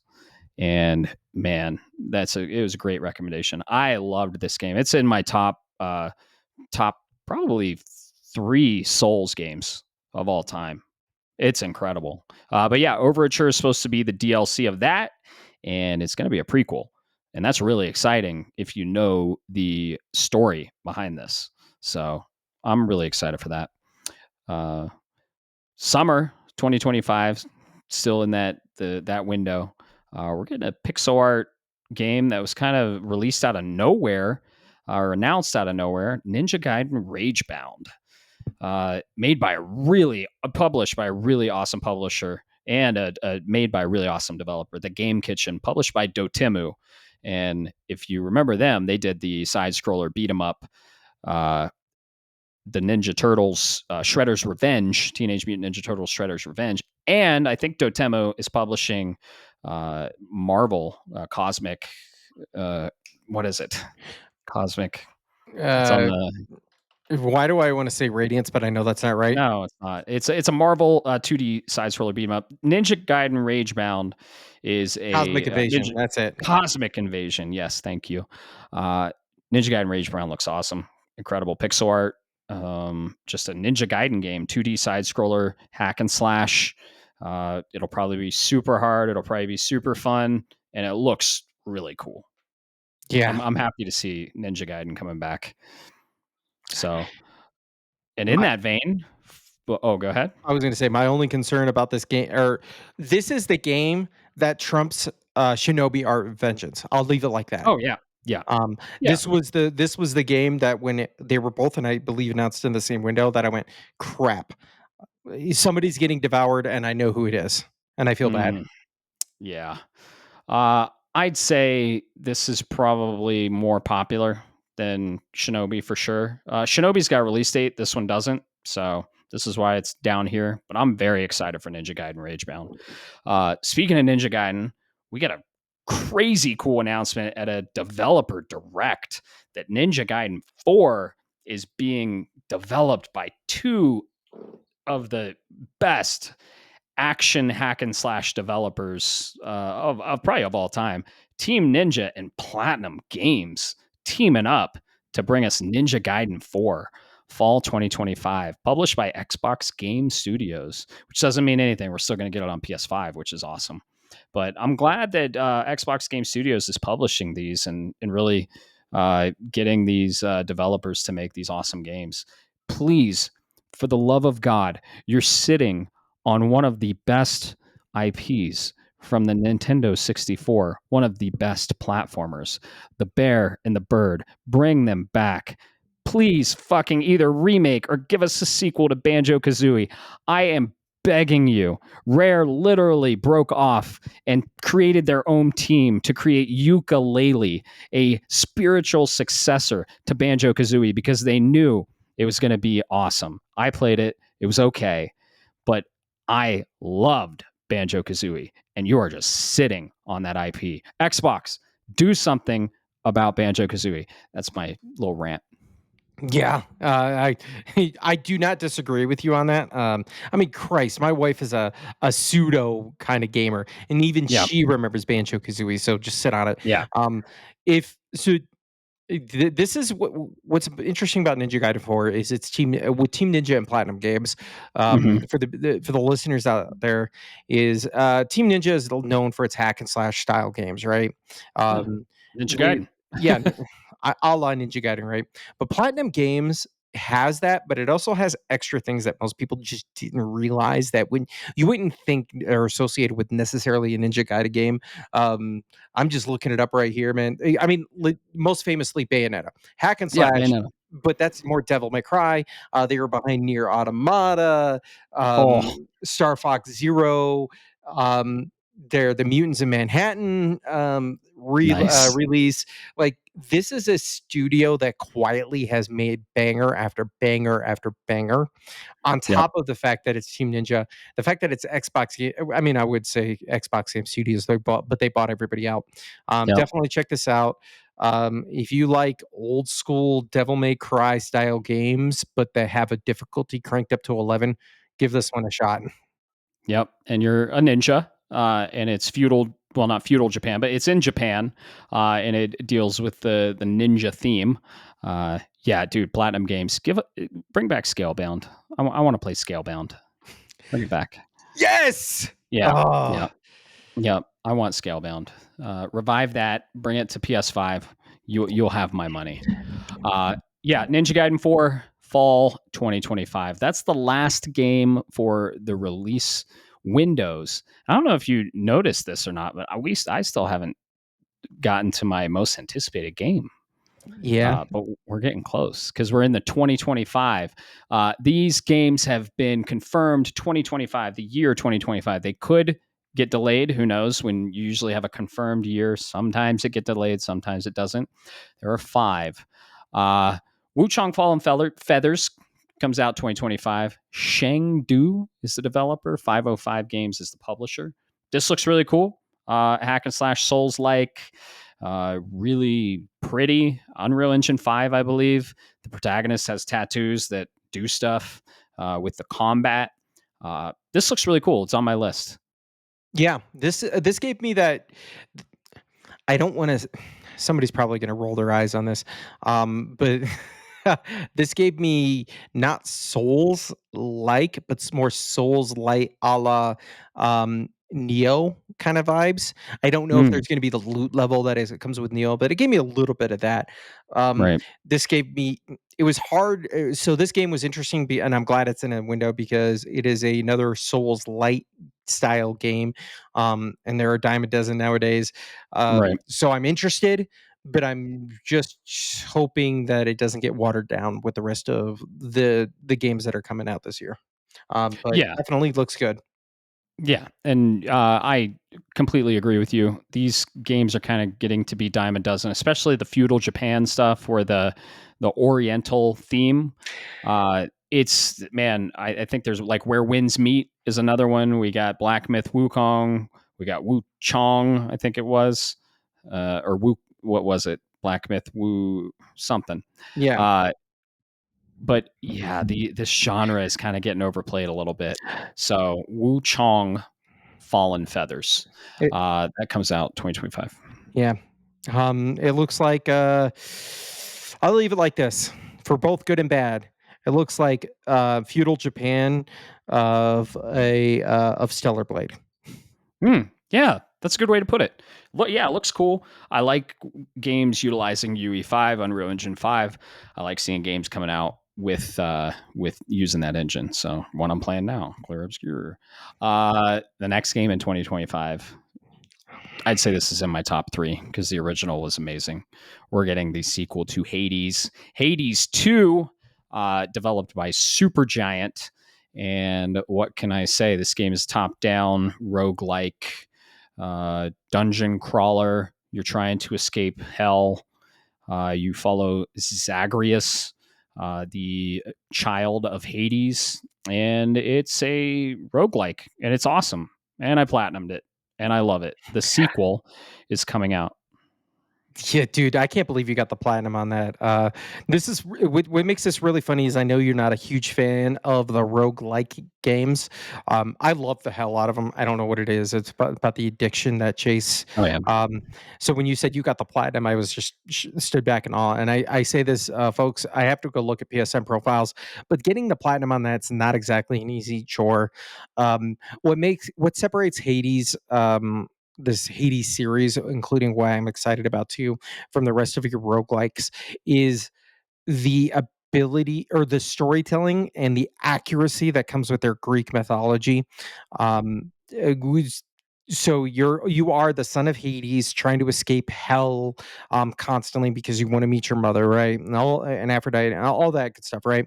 But the other gods that live on Mount Olympus are portrayed in a way that are more accurate to their original source material. Mm-mm. I say um, and then that translate into the gameplay mechanics. And the best example, like if it's not a spoiler necessarily, is Dionysus is a god that quote unquote favors you, so you can get him as a pickup every now and then.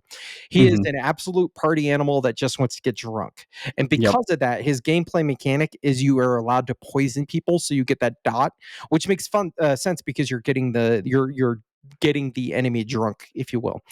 So to see what Hades 2 can do, the art style is amazing. The gameplay is super responsive, amazing to go with. It's addicting as all get out. And it's around Greek mythology, which may seem a little worn out, but this is Greek mythology that's actually more accurate to its source material, like I said before. So please go check this out. It's already in early development, so maybe if you've played it out there, please give us some feedback. I'm dying to know more. Yeah, early access. I think they already reviewed it. I think it got high 90s, if I'm not mistaken. Fact check that for me. But yeah, it's in early access. You can play it already on Steam. Developed by Supergiant, which, oh man, they made Bastion, they made Pyre, they made Transistor. They are a very great developer, and I recommend all their games, especially Hades. And we're getting the sequel this year. We follow Melenway. I don't know. We'll Way. find out. Melenway, which is Zagreus's sister. So the daughter of Hades, and she's kind of more like on the witch side and the more magic user. So cool. Yeah. 90, by the way. So everything was 9 out 90, of yeah. 10s. Yeah. So this game's going to be a banger. Really hope it hits this year. I could see it getting delayed again, but I think it will. We might hear more on Summer Game Fest this June. The next one, I'm still excited for. I didn't finish 3, but Dragon Quest 1 and 2 remake from Square Enix. We're getting the HD, the pixel remasters, or the HD 2D remakes of Dragon Quest 1 and 2. So 3 in the timeline is before 1 and 2. So this is the originals, but the sequel to 3, 1 and 2 are. Yeah. This is, if you're an old school RPG, this is not for the faint of heart.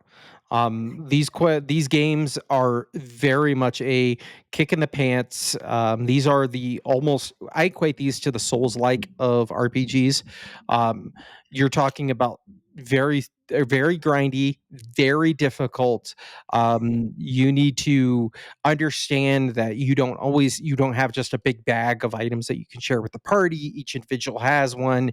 There's a lot of, but the story is very much almost non-existent because it's all about the gameplay. It's chasing the next level. It's chasing the next, as I like to say, big numbers go burr. And Yep. that's what this game is about. These games came out in the early 80s. Anybody that knows about the history of Dragon Quest and Final Fantasy, Dragon Quest 1 and 2 are not exactly, in a modern lens, very good quality games. But when you look at them from the retro lens that they came out in, Dragon Quest 1 and 2 absolutely boot stomped the shit out of the original Final Fantasy and Final Yep. Fantasy 2, which we never got in the West until later, but that's a different story. It wasn't until Final Fantasy or Dragon Quest 5 that they kind of stumbled. So if you're an old school RPG guy like I am, give these a shout out. Continue to do this because maybe Square Enix will continue to release other backlogs, and I will leave it off onto this before I sign it to you. Is Square Enix? I know you're not listening, but if you are, please give me Dragon Quest 12. Teased it. You teased it too long ago, and I need more Dragon Quest in my life. Flames of Fate. They announced it. We got a teaser title, and that's about it. We might see more Summer Game Fest, the Game Awards. Who knows? I'm very excited for that. I picked up 3 HD 2D remake because I loved 11, Echoes of an Elusive Age, and I love turn-based RPGs. And I was like, oh, this is cool pixel art. It's gorgeous. It's fun. It runs well. So Bob said it's really hard. I put this game down because it was too hard. And I was on normal difficulty, and I refused to bump it down to Draki Quest difficulty. I was getting one shot, and I grind too. I loved it. I might pick it up again, but yeah, I put it down. It was too fucking hard, man. It's not for the faint of heart, dude. You No, never even got to the end dungeons where you're like, why am no. I fighting? I was beginning. Yeah, you get to the end dungeon, you're fighting you're fighting enemies that are regular enemies that were mini Yeah, bosses in the chapters you were in. I And was fighting Robin Hood, and I couldn't beat him, and I was like, dude, I I've grinded. I'm not gonna do this. I think there was another game I wanted to play too, and I was just kind of struggling, so I might pick it back up. I do like Dragon Quest. I like turn-based RPGs, but this game was too hard. I put it down. But shout out to Dragon Quest. I'm glad they're doing this. Give us a 2D HD Chrono Trigger, please. Give us a 2D HD Chrono Trigger. I would love Yeah, to see that. when we get that is the same time we'll get Mother 3. Right. I'd love to see more games remade in this 2D HD engine. Mm. Yeah, that comes out 2025. Who knows when it's going to come out? The next game, really cool. Don't know a lot about it. Made by the Bloober team. Bloober team, as you know, made Silent Hill 2 remake. And they did a wonderful job on it, which makes me very excited for this one. Chronos: The New Dawn. What can I say about this? This looks like Dead Space and BioShock had a baby. And it's a third person over the shoulder survival horror that looks really cool. And it's in the same vein as like a psychological horror that Silent Hill was, that Dead Space was. I'm very excited for this game. We don't have a release date yet, though. Yeah, And this is one of your pickups. that's exactly what I was going to say, brother. This is one of those, for those that don't understand the draft, I slow played the draft this year because Summer Games Fest is a month away. I knew there was going to be something, so I thought, oh, you know what? I'm going to save for the bidding war. Switch to announcements, Mario Kart World, unannounced 3D platformer for Mario, so on and so forth, and watch the bidding war and the bloodbath just to sit back and look and go, wait, there's only one other person that can bid on the Chronos, the New Dawn. And just to say that I got it for cheap. The point is, this you put it best. This myriad Dead Space baby that when they announced the trailer and you can go look at it and you go, okay, in a survival horror game, you need to manage your resources, but you can kill an enemy, and then when they're dead, with the exception, very few exceptions, that's all you have to deal with. When they said, please don't let them merge, and then saw what can happen when enemies merge, all of a sudden it went from, I'm going to just run and ignore this zombie or this whatever, to, oh crap, I better deal with the problem in front of me. And I was sold, especially since Blooper Team made Silent Hill 2 so good. I still can't finish it to this day because I get such anxiety attacks from it that I have to put the game down. I can only do for about an hour or two at a time before in my defense, I play the game in the dark with headphones on. But the That's the point only way to is, play it. yeah, they did such a good job. They got my backing. I know they haven't made very good horror games before then, but they've got my confidence. So, yeah, Chronos: The New Dawn. Go check it out. Yeah, this looks really cool. Go check out the trailer. It's been confirmed 2025. We'll probably see it more at Summer Game Fest, maybe a release date. So we're to our last game, and obviously I haven't said what my most anticipated game is. So this is my most anticipated game. It is confirmed 2025. It is a sequel to one of my top 5 games of all time, and that is Metroid Prime 4 Beyond. Developed by Retro Studios. They did all the Primes, Metroid Primes, published by Nintendo. This was the reason I bought a Switch 2. It is a system seller through and through for me. It is my most anticipated game of the year. We have been waiting for it for a while. We got it teased, like 8 years ago, probably longer than that. And we just got new footage at the Switch 2 announcement, and it looks really cool. It follows Samus Aran. She's a bounty hunter. I mean, Metroid Prime, first person shooter. What can I say? Not a Metroidvania. It is a first person shooter, action adventure. Yeah, man, she has psychic powers this time around. You're on the planet Veros. I believe that the logo has a black hole icon, and the artifact that you find looks like a black hole. This was all publicly announced in the marketing. I think there's going to be time travel, and I think you're going to go beyond time and space with our awesome bounty hunter, Samus Aran. Yes, no, it is not a dude. His name is not Metroid. The series is called Metroid, and her name is Samus Aran. I'm a huge Metroid fan.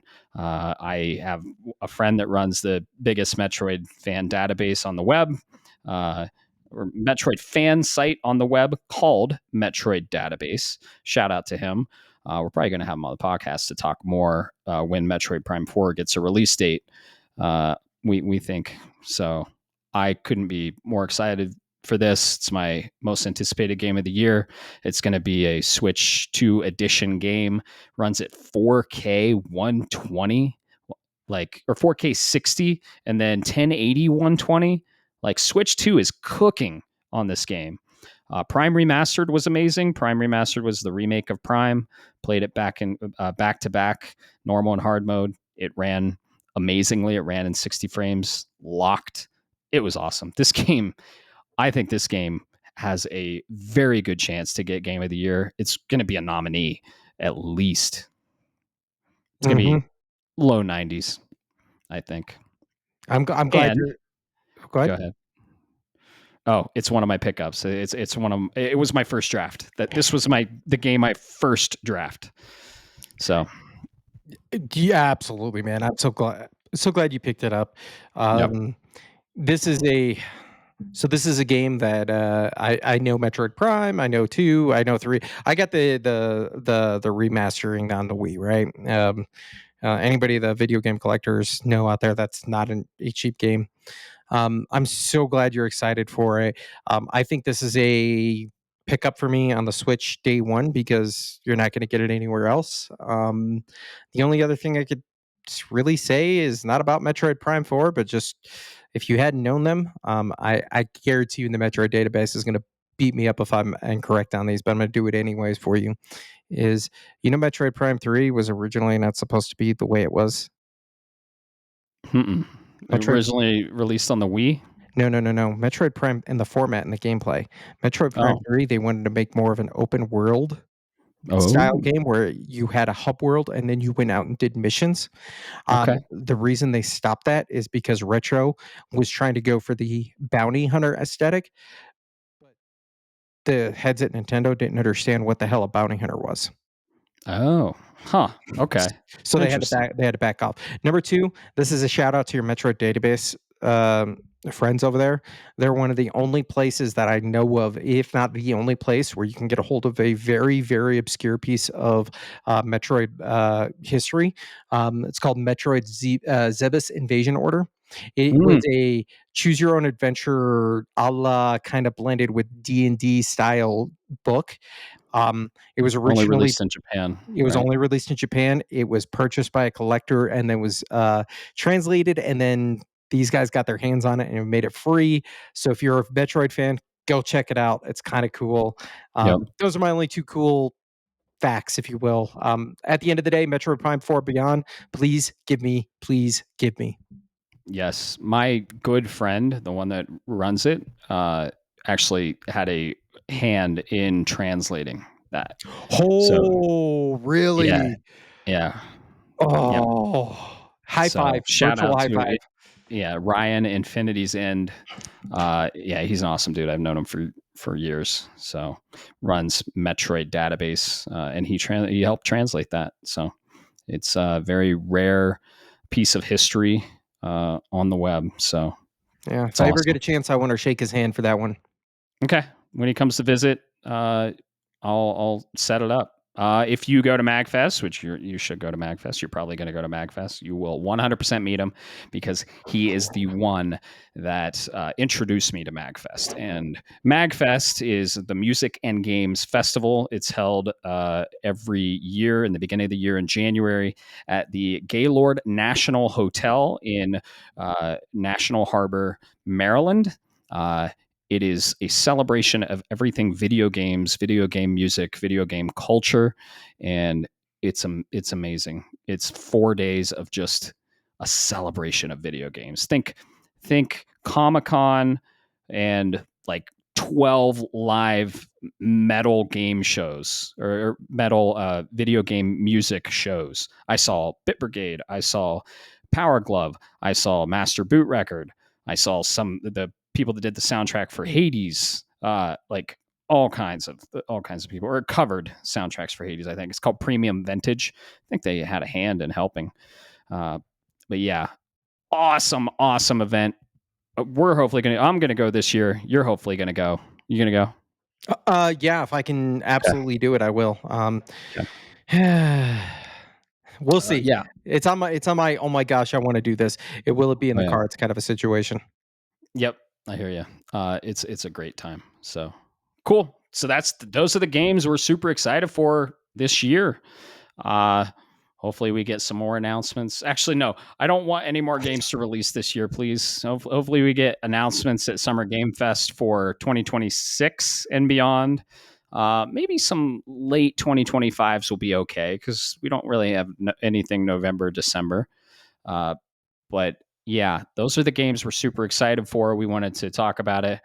Yes, we know this podcast is going a little long. We figured the first two podcasts, we had a lot to get through. We're going to go a little longer. So it's kind of like a two-parter, where we've been and where we're going. And they're going to be a little longer than usual. We're still going to try and hit 2 hours or under 3 hours, but whatever. It's time. It's time to talk about Elder Scrolls Oblivion. Yes, the meat and potatoes, the what we're playing. How much time you got? Right? I don't know. All right. So for those that I know I touched base on this, but I'm going to recap anyways. The Elder Scrolls 4 Oblivion Remastered, which in reality should be called Remake, but I'll get there.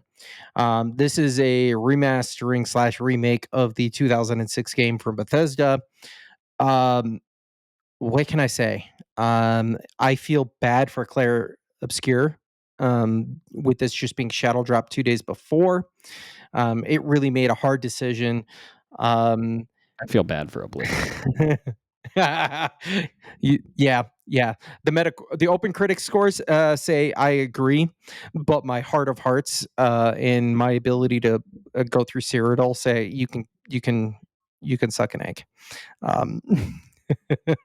uh, all right. So what can I could go on and about this game. But the highlights that I can talk about is this game looks amazing.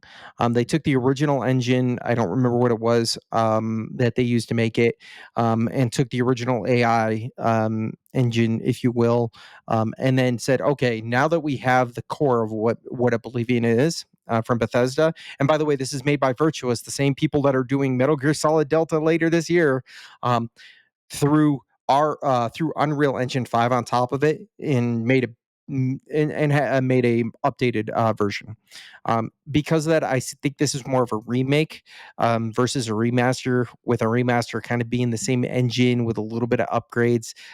This is keeping the same assets, but it's putting it through a Unreal 5 filter, while also doing some other stuff that I'll get into in the on the other background. So I think this is where it goes. This game, when they announced it, I said I'm all in. I saw the trailer. I said it looks amazing. It really didn't hit me until I got out of the sewer, which is the prologue of this game, and I saw, because I was concerned about the color palettes that were coming with the screenshots that were being presented. And I'm telling you, man, you just you look the day night cycle. You look up in the sky and you see the stars, but you see the stars because you're not in a city where there's a lot of light pollution, and you see everything that's coming through the clouds. And we're not talking static images, we're talking dynamically changing individual pieces along the way. This game, what they did to the models, as both a blessing and a curse, because the races originally were kind of pale. The updated versions look amazing. Unfortunately, that also creates the ability for you to create the most cursed looking characters on screen. There's already been a JD Vance meme character that's been created. I've seen it. Yeah, you've probably seen it out there. um the lighting effects are just, oh my god, Nick's they're just, they look, and you can see the dynamic lighting because they included it in there, right? The soundtrack on this, it's Oblivion. If you have not listened to the Oblivion opening theme or main theme, whichever you want to call it, do yourself a favor, go find it on Spotify and go play it. There were multiple quality of life things with the soundtrack itself, new audit. Audible things that immerse, so like howls hooting at night, things of that nature, right? The quality. So speaking of the quality of life, um, I could probably spend another hour talking about the quality of life and things that they did to update this game. In fact, Yeah. I could, and in fact, somebody already has. Um, Oh, I found a YouTuber out there, Italian Spartan. Yeah, go look him up. He created an hour long video just describing the changes that were made into this game versus the original. that's cool. And what's really cool about him is when he does his video, he says up front, and I found him first looking up something else. He says, I here are the changes, the 5 pillars of what's been changed in the game. And then he says, and then he goes in and says, okay, now that you are at that point, if you want to exit and stop watching the video because you have the high level recap, go ahead. I'm just giving you a warning to let you know I'm going to go through all of the changes individually. So if you don't have that time or energy, here's the things you need to know. And then he goes into detail, right? And this the video lasts an hour, man. So you go look it up. But the quality of life changes they made in terms of combat and UI and balancing and rekeying of abilities that just make more modern sense. For example, if you're using a bow or a more finesse weapon like a dagger, why would strength matter in your damage? It's about Right. agility. Guess what? It's tied to agility now. So things like that make sense. Yeah. Um, it still has that right amount of Bethesda jankiness where you get The ragdoll cheese. effects. Um, Quest lines get broken, but kind of in a funny way sometimes. Characters or NPCs do things that you're like, that doesn't, why would it do that? And you realize it's because they were programmed that way. Yeah, going from literally laying on the ground looking like they're dead to all of a sudden standing up and saying, hey, have you seen the weather today? I've seen so many videos on Oh, Instagram and YouTube. They're funny. I, It's like, yeah. stop in the name of the law. I oh yeah, it's that's what makes there's a certain level of understanding that's what the charm of the game, right? You understand what you're getting into. Yep. That's for the bad as well. There are performance problems. I've had several times where a Mm. quest line feels broken or there's a character not doing what they're supposed to do. So either the game crashes on me or I have to recognize that I need to do a quick save and then go ahead and reload the game, literally shut down the amp and bring it back up, right? Um, Yeah. and then it resets the world state. And then from there, you're like, okay, I know what I need to do. Right. Um, that's kind of frustrating. The timer for the game still runs even if I had the PlayStation shut down. So I'll get into it Oh, later. I'll get into it later, but the game thinks I played this game for 170 hours, and I did holy not. shit. Yeah. Um, Wow. there are still bugs that exist in the game, and unfortunately, they're ones that have been injected because of what they did. So be warned, it's got a little bit of a mess in terms of performance and bugginess. But if Dang. you can get past those, you'll appreciate this. And my biggest complaint with the game, because no game is perfect with bugs aside, is the trophy list. It I looks short. Yep. I completed this game in 65 hours, just under 65 hours, and got the platinum on it. The problem is the platinum consists of doing the main factions in the game and the storyline. And then the other trophy list includes doing the Shivering Isles DLC. That does not include doing DLC that was released and is included with the remaster of the OG Oblivion. It also Hmm. doesn't include Well, that's the certain. main list. Is there like offshoot lists or additional lists for the DLC? No, nothing. No, That's there are 2 lists, one for the damn. core game and the other one is for the Shivering Isles DLC, which for the Hmm. record, you need to go play, and I'll touch on that Yeah. here. Um, it sucks because there are quests, attached to other DLCs or just quests for exploration in general that I think Right. really immerse the game, but if you're a trophy hunter, you're not going to go look for the Daedric quest, for example. One of them, this is just a good example. It's not a major spoiler. Everybody knows this who's ever played an Elder Scrolls game. Is you can go do the quest for Nocturne, and as a reward, you get the skeleton key. The skeleton key is an unbreakable lockpick. Nice. If you That's didn't, awesome. yeah, if there was trophies tied to it, somebody might go find it, right? They might Right. look and they might explore, whatever, right? That right. The only they're only for the major quest lines and doing the major the main story. The only other trophy lineup has to do with the Shivering Isles DLC. The Shivering Isles DLC is, and I do not say this lightheartedly, Matt. It is probably one of the best DLCs of all time. Oh wow. That's I know the weight behind that. Holy shit. It is Dang. legitimately that captivating. You play, it's not necessarily spoilers, but you play post content. You're going to help the Daedric Prince of Madness, Sheol Gorath, with preventing the apocalypse of his realm, right? Wow, yeah. Except Sheol Gorath is a crazed Scotsman. So Excellent. his voice acting is done so well. He goes from speaking very monotone and direct to being to all of a sudden just going off the kilter in the exact same dialogue lineup, and it's entertaining. All of the characters in there are amazing. The only complaint I have is the the trophy lineup. If you don't save correctly, you have a choice to make, and you get a trophy for making each choice. Oh, So if you're not smart about it, you've got to restart from a really previous save, and I had to do the same thing. So when I went to dang. go for the last trophy, I literally was just doing invisibility, making myself invisible to the enemies, and then sprinting across the map to go to get to the next waypoint. I was not even killing people in dungeons because I was invisible. So I was just sprinting past everybody, going to pick up the item I need, and then running back Yeah. and completing it, which is a Holy shame. crap. But Yeah. Shivering Isles DLC is probably one of my favorite DLCs of all time. The voice Wow. acting, the characters, I'll show you later. I'll send it to you later. I edited a screen capture from when you first get there, and the visuals are just Better than Tiny Tina's assault on Dragon's Keep mm.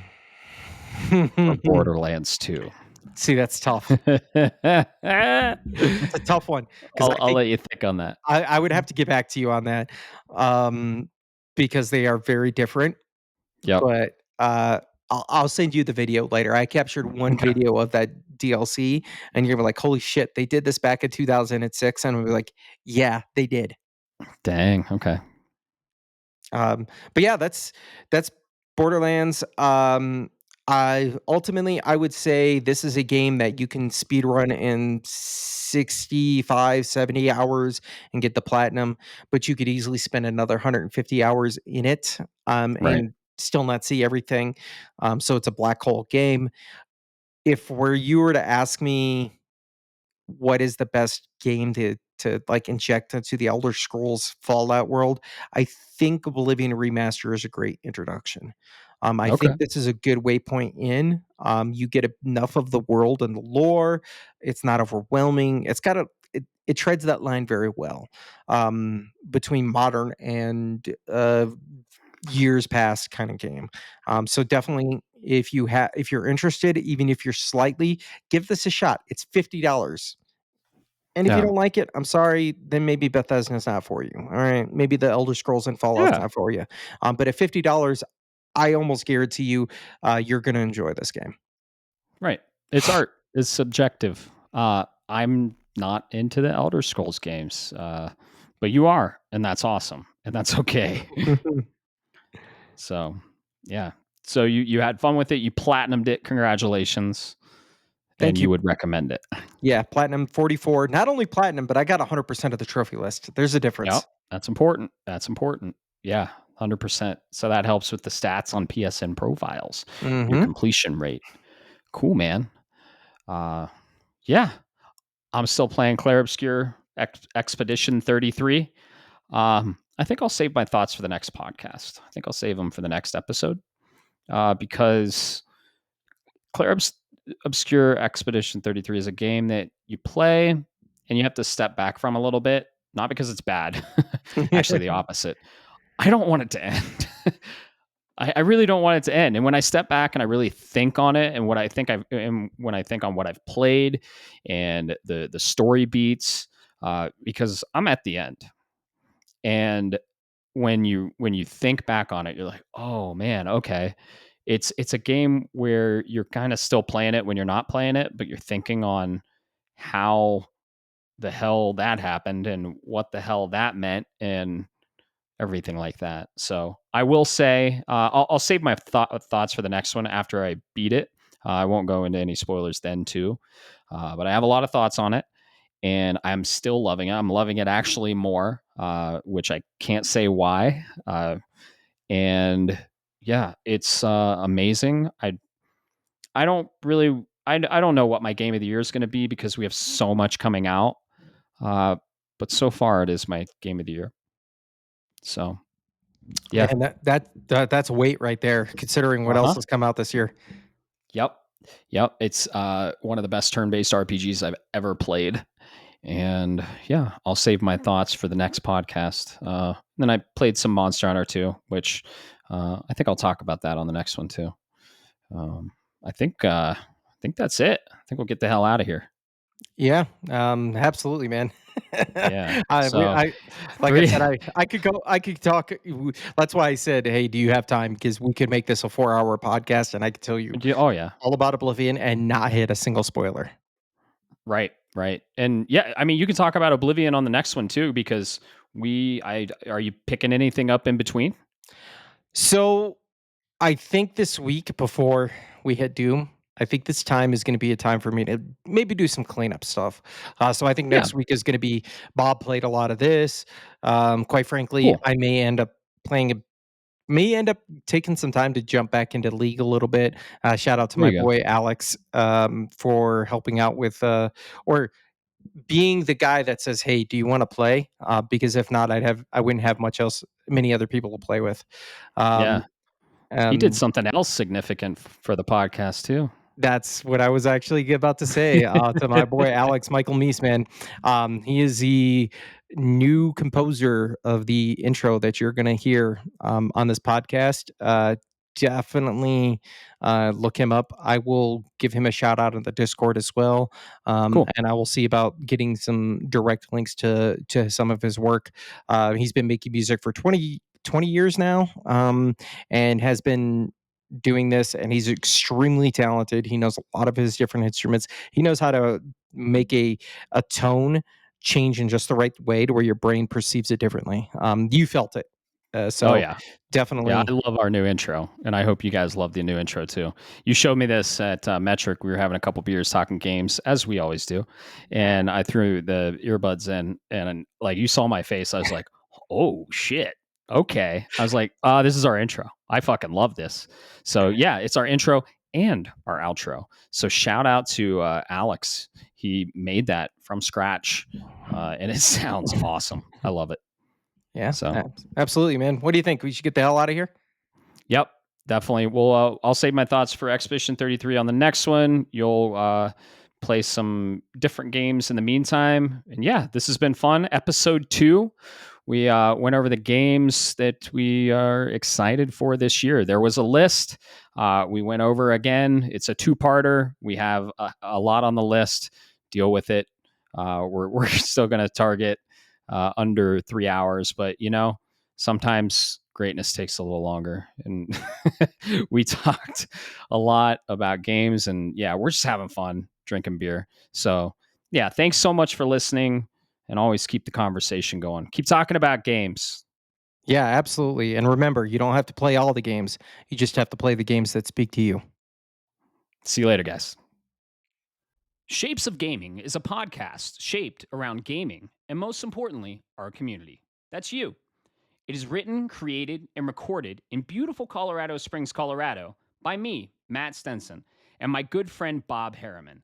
If you would like to be part of this amazing community, be sure to like, subscribe, or follow us on all the social media platforms or the podcast app of your choice. Thanks so much for listening, and always remember, keep the conversation going, and most importantly, keep gaming.